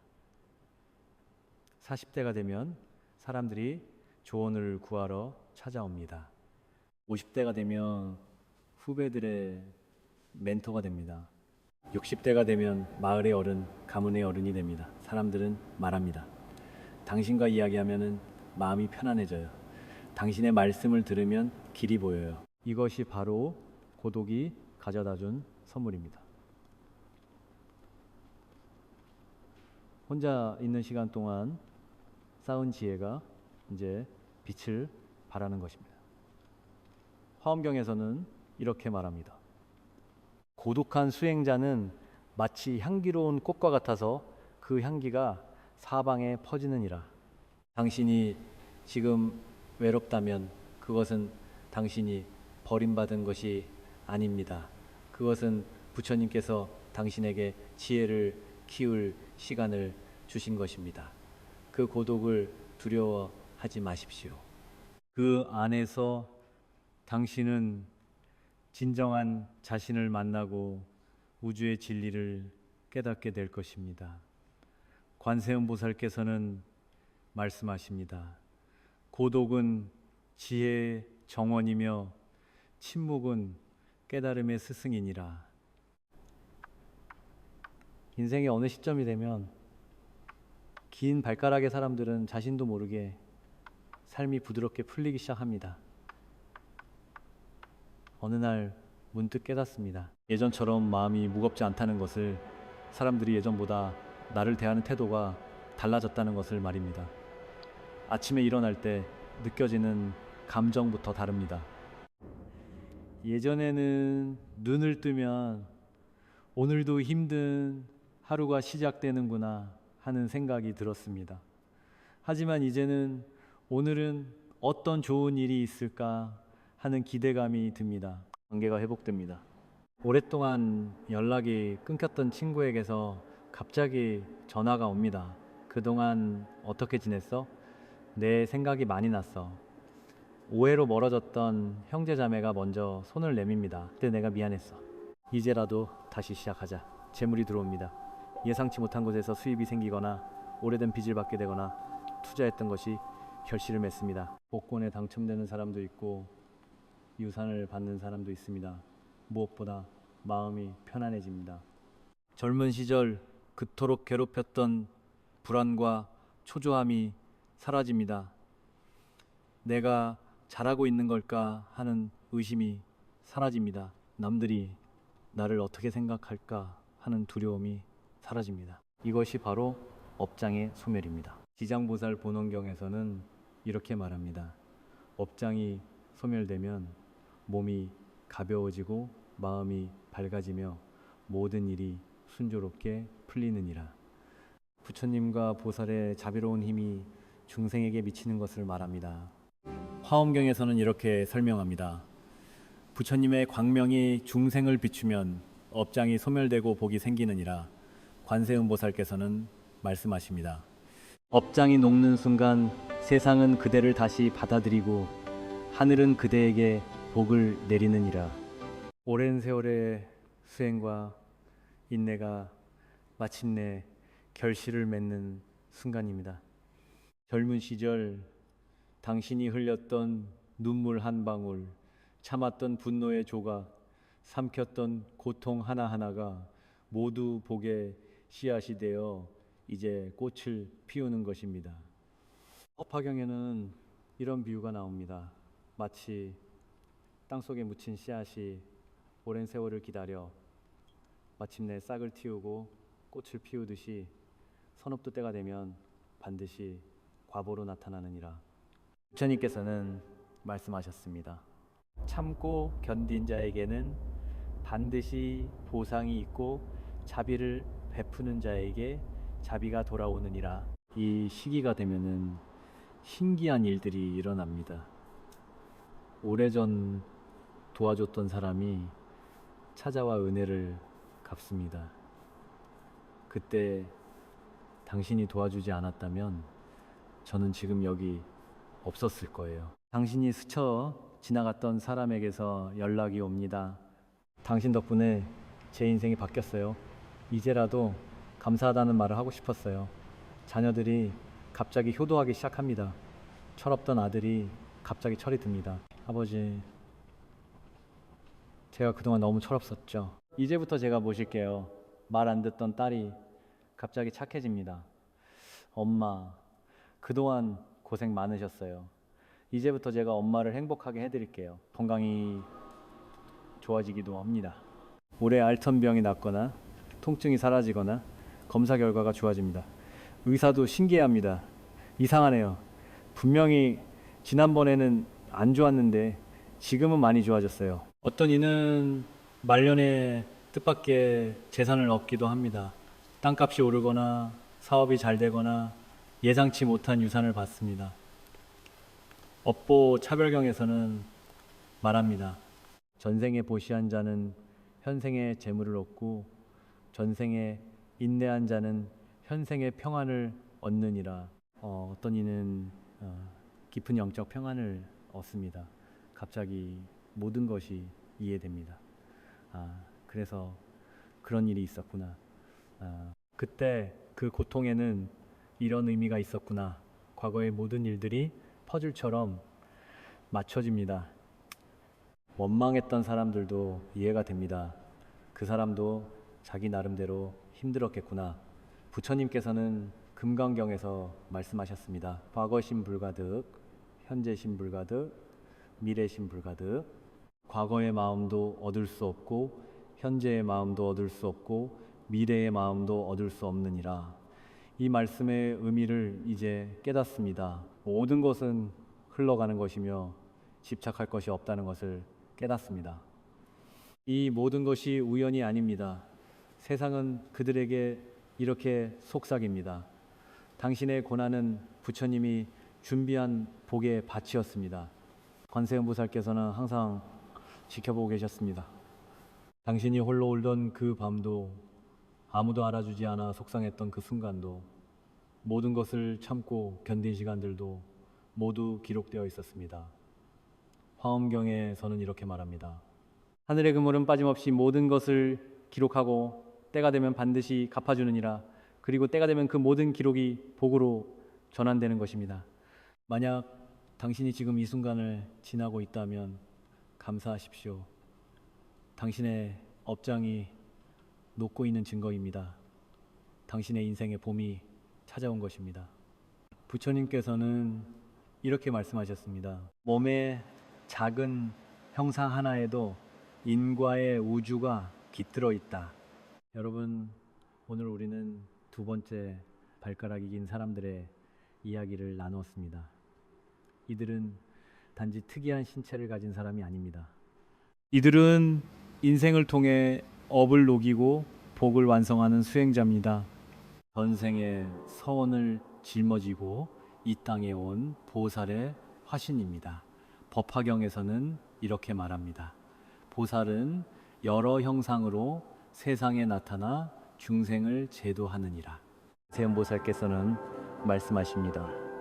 그대들의 발걸음 하나하나가 중생을 향한 자비이며 그대들의 고난 하나하나가 세상을 밝히느니라.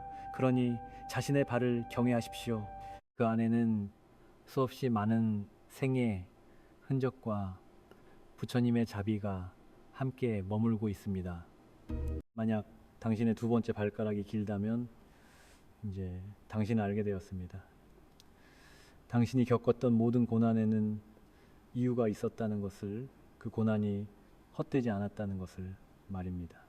젊은 시절의 눈물은 노년의 지혜가 되었고 젊은 시절의 고통은 노년의 평안이 되었습니다.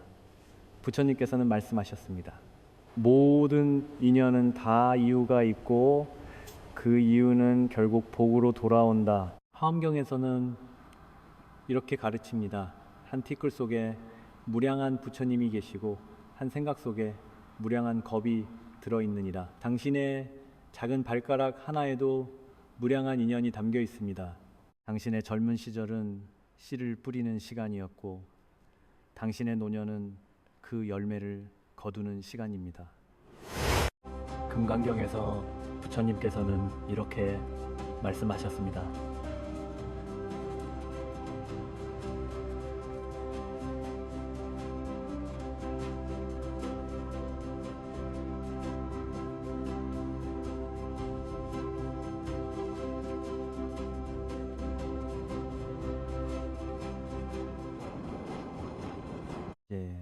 당신은 이 말씀의 의미를 압니다. 과거에 집착하지 말고 미래를 두려워하지 말고 현재 감사하며 살라는 것입니다. 그러니 두려워하지 마십시오. 이제 당신에게 남은 것은 평안과 지혜, 복입니다. 당신이 흘렸던 땀방울은 복의 씨앗이 되었고 당신이 참았던 고통은 지혜의 양식이 되었습니다. 관세음보살께서는 말씀하십니다. 고난을 견딘 자여 이제 그대의 시대가 왔느니라. 복을 누릴 자격을 얻었느니라. 법구경에서는 이렇게 말합니다. 남을 이기는 것보다 자기 자신을 이기는 것이 더 위대하니라. 당신은 이겼습니다. 고난과 싸워 이겼고 유혹과 싸워 이겼고 절망과 싸워 이겼습니다. 이제 그 승리의 과실을 거둘 때입니다. 오늘 이 영상을 보고 계신 여러분의 걸음에도 부처님의 빛이 함께 하시길 기원합니다. 당신의 두 번째 발가락이 길든 짧든 인생에는 반드시 의미가 있습니다. 부처님께서는 열반경에서 말씀하셨습니다. 일체중생 시류불성 이체종성 시여후싱.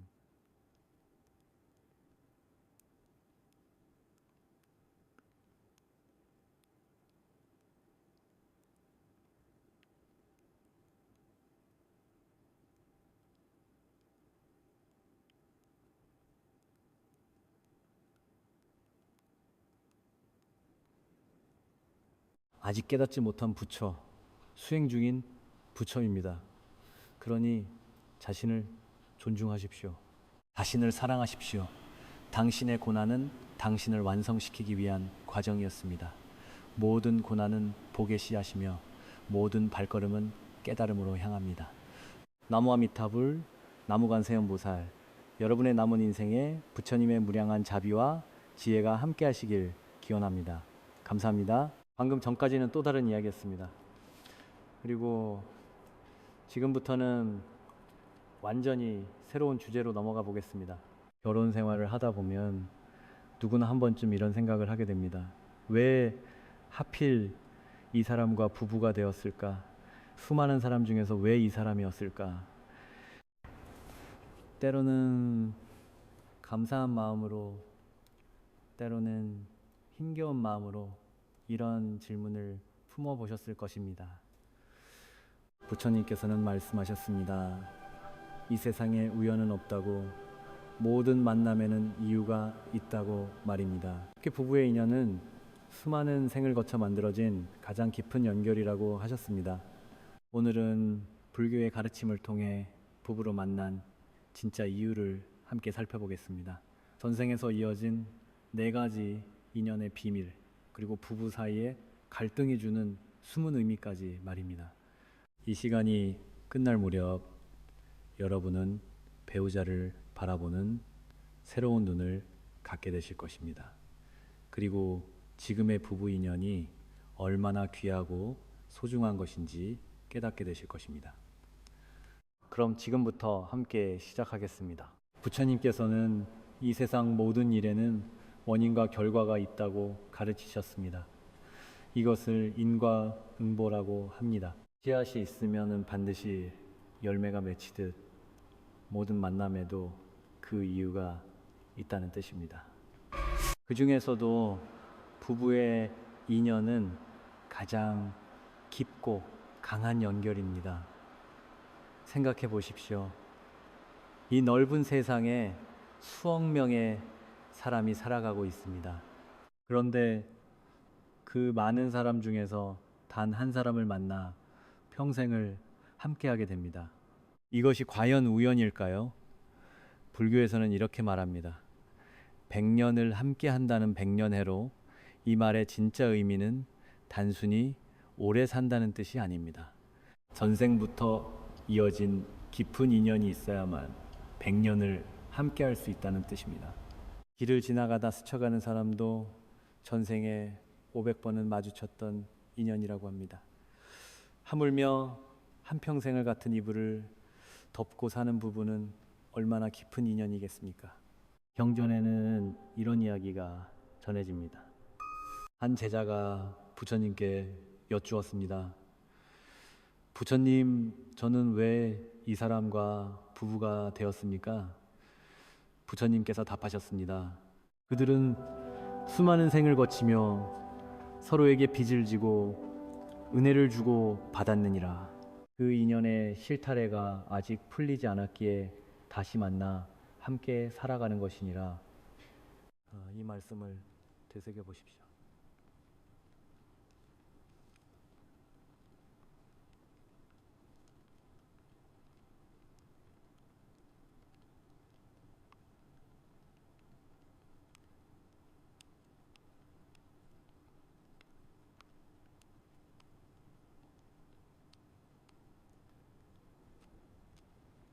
업이란 우리가 지은 행위를 말하고 연이란 그 행위로 맺어진 관계를 말합니다. 좋은 업을 지었든 나쁜 업을 지었든 그 연은 반드시 이어집니다. 그래서 부부는 이 세상에서 가장 강한 카르마의 연결입니다. 부모 자식도 한 생만 함께하지만 부부는 여러 생을 넘나들며 만난다고 합니다. 때로는 부부로, 때로는 형제로, 때로는 친구로 말입니다. 그러니 지금 내 곁에 있는 이 사람이 얼마나 깊은 인연인지 아셔야 합니다. 힘들고 지칠 때 이렇게 생각해 보십시오. 이 사람과 나는 수천 년 전부터 이어진 인연이구나. 우연히 만난 것이 아니라 만날 수밖에 없는 이유가 있었구나. 그렇게 생각하면 조금은 다른 마음이 생깁니다. 원망하던 마음도 이해하는 마음으로 바뀌기 시작합니다.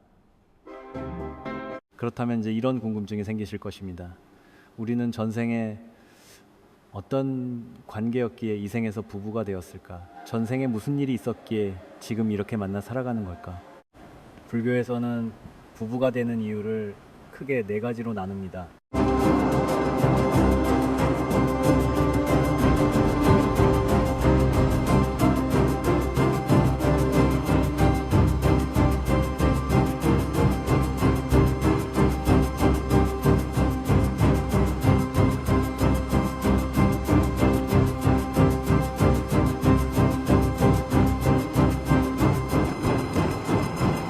함께 수행하는 인연입니다.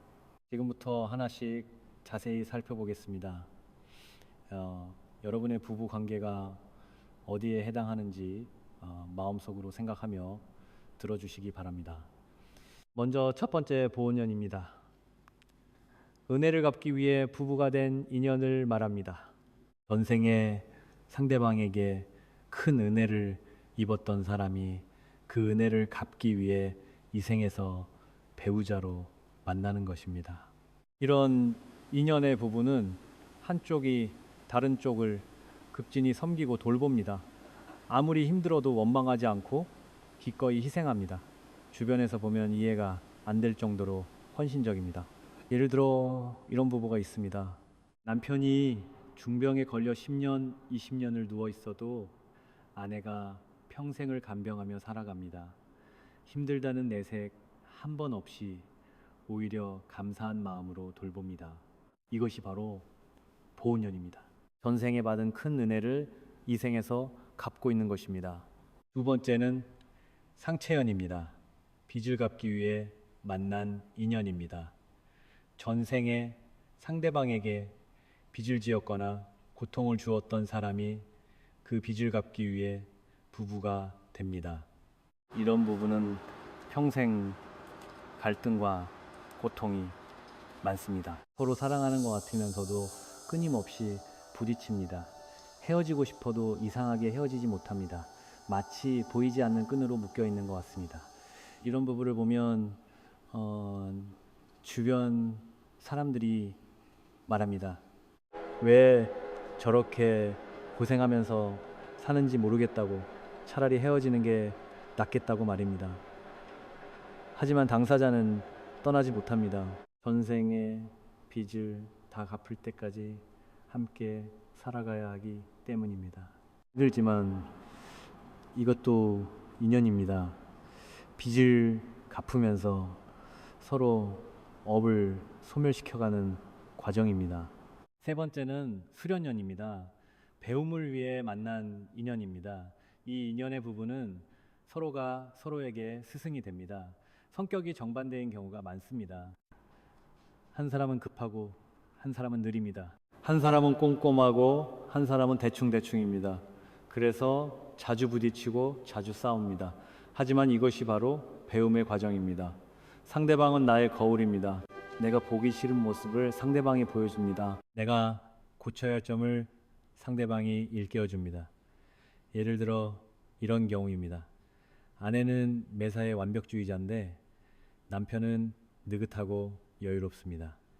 아내는 답답해하고 남편은 아내가 너무 예민하다고 생각합니다. 하지만 함께 살다 보면 조금씩 배웁니다. 아내는 남편에게서 여유를 배우고 남편은 아내에게서 배려와 책임감을 배웁니다. 이렇게 서로의 부족한 점을 채워가며 함께 성장하는 것입니다. 이것이 수련연입니다. 마지막 네 번째는 동수연입니다. 함께 수행하는 인연, 가장 아름다운 인연입니다.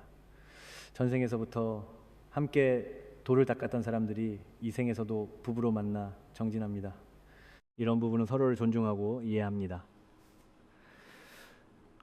큰 다툼 없이 평화롭게 살아갑니다. 삶의 목표가 같고 가치관이 비슷합니다. 서로가 서로에게 힘이 되고 위로가 됩니다. 나이가 들수록 더욱 깊어지는 사랑입니다. 손을 잡고 함께 절에 다니고 함께 봉사하고 함께 기도합니다. 이 생에서 함께 깨달음을 얻고 다음 생에서도 함께 하기를 바랍니다. 이것이 가장 복된 인연 동수연입니다. 자, 여러분, 이 네 가지 중에서 여러분의 부부 인연은 어디에 해당하십니까? 은혜를 갚는 관계입니까? 빚을 갚는 관계입니까? 서로 배우는 관계입니까? 함께 수행하는 관계입니까? 어떤 인연이든 모두 의미가 있습니다.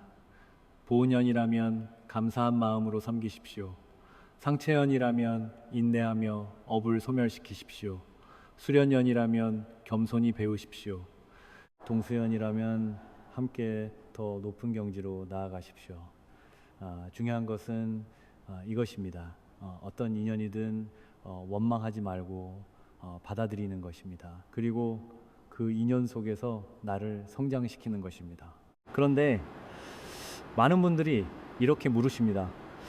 그렇다면 부부 사이의 갈등은 왜 생기는 걸까요? 왜 가장 가까운 사람과 가장 많이 싸우게 되는 걸까요? 결혼 생활을 하다 보면 누구나 이런 의문을 품게 됩니다. 왜 가장 가까운 사람과 가장 많이 싸우게 될까? 왜 다른 사람에게는 참을 수 있는데 배우자에게는 참기 힘들까? 이것에도 깊은 이유가 있습니다. 부처님께서는 이렇게 말씀하셨습니다. 배우자는 당신의 거울이라고, 당신이 보기 싫어하는 모습을 비춰주는 거울이다 라고 말입니다. 우리는 살아가면서 자신의 어두운 면을 보지 않으려 합니다. 교만함, 이기심, 집착, 분노 이런 것들을 마음 깊은 곳에 숨겨두고 살아갑니다.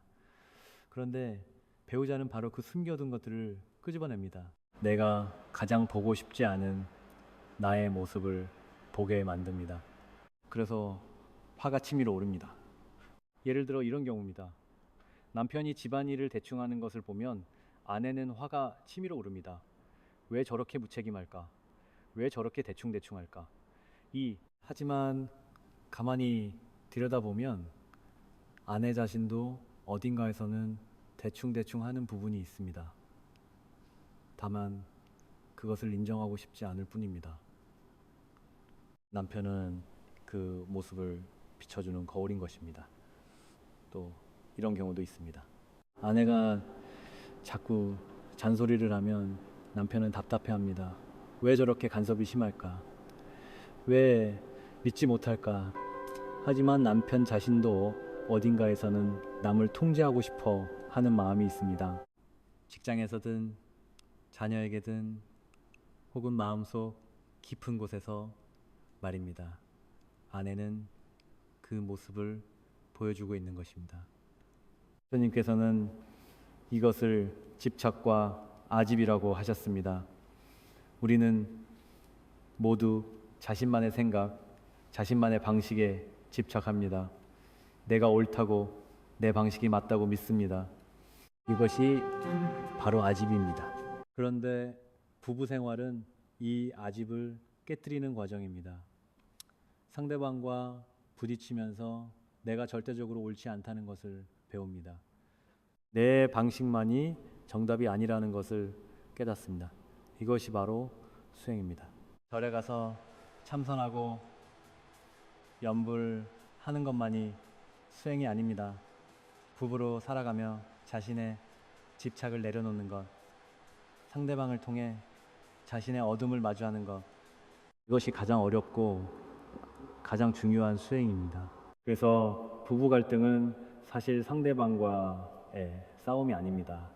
내 안에 어둠과 싸우는 것입니다. 내가 놓지 못하는 집착과 싸우는 것입니다. 경전에는 이런 말씀이 있습니다. 가장 가까운 사람이 가장 큰 스승이니라. 왜 그럴까요? 가까운 사람이기에 나의 가장 깊은 곳까지 건드릴 수 있기 때문입니다.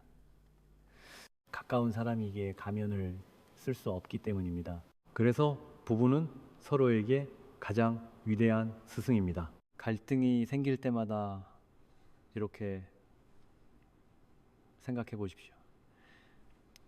지금 내가 화가 나는 진짜 이유는 뭘까? 상대방 때문일까? 아니면 내 안에 무언가 때문일까? 내가 지금 놓지 못하고 있는 것은 무엇일까? 이렇게 자문하다 보면 조금씩 보이기 시작합니다. 내가 정말 화내야 할 대상은 상대방이 아니라 나 자신이라는 것을, 내가 바꿔야 할 사람은 상대방이 아니라 나 자신이라는 것을 말입니다. 그리고 부부 생활은 인내와 용서를 배우는 도량이기도 합니다. 참는 것을 배우고 용서하는 것을 배우고 이해하는 것을 배웁니다.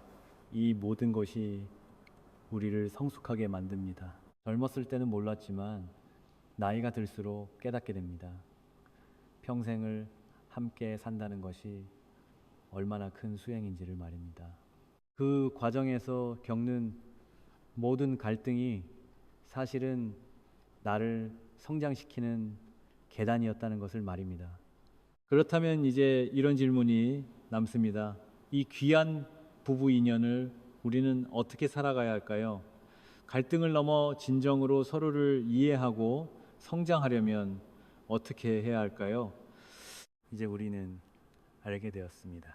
부부로 만난 것은 우연이 아니라 전생부터 이어진 깊은 인연이라는 것을, 그리고 갈등조차 우리를 성장시키기 위한 가르침이라는 것을 말입니다.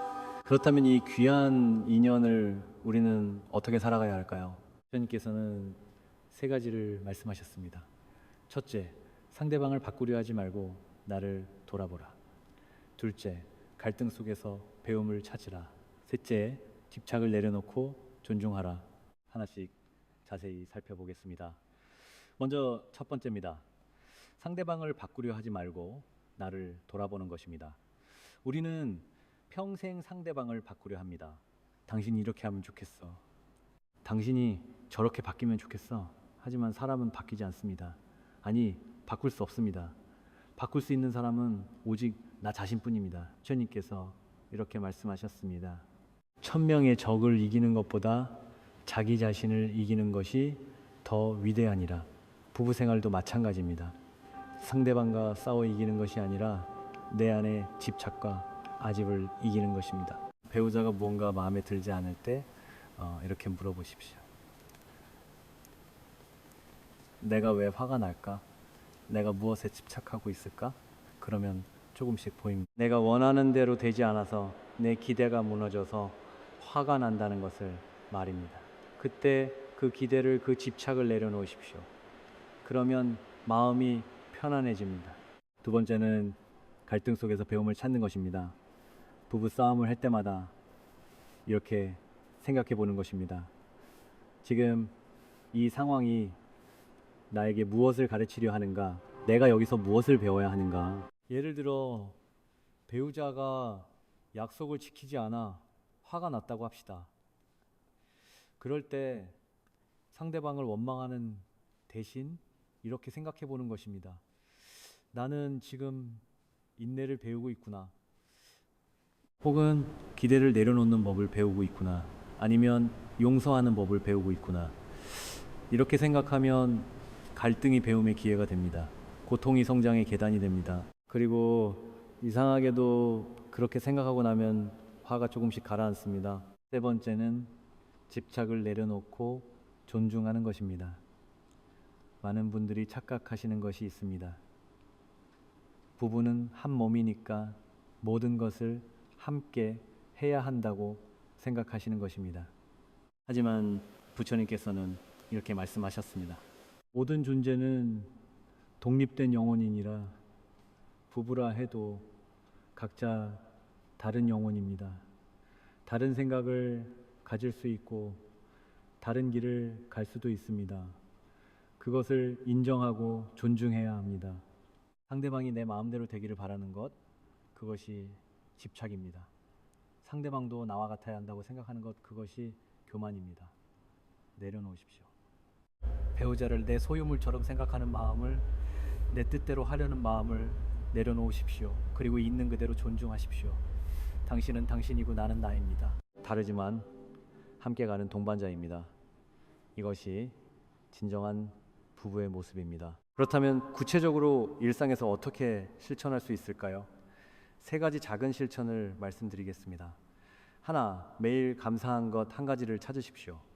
아침에 일어나서 혹은 잠들기 전에 배우자에게 감사한 것 한 가지를 떠올려 보십시오.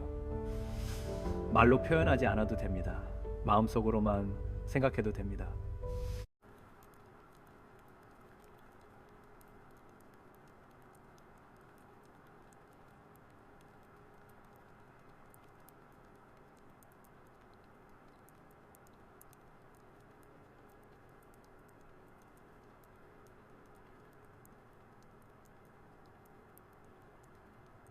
오늘도 함께 있어줘서, 건강하게 살아 있어줘서 고맙다. 이런 작은 감사가 마음을 부드럽게 만듭니다. 둘, 판단 대신 이해하려 하십시오. 배우자가 무언가 했을 때 바로 판단하지 마십시오. 왜 저랬을까? 무슨 이유가 있을까?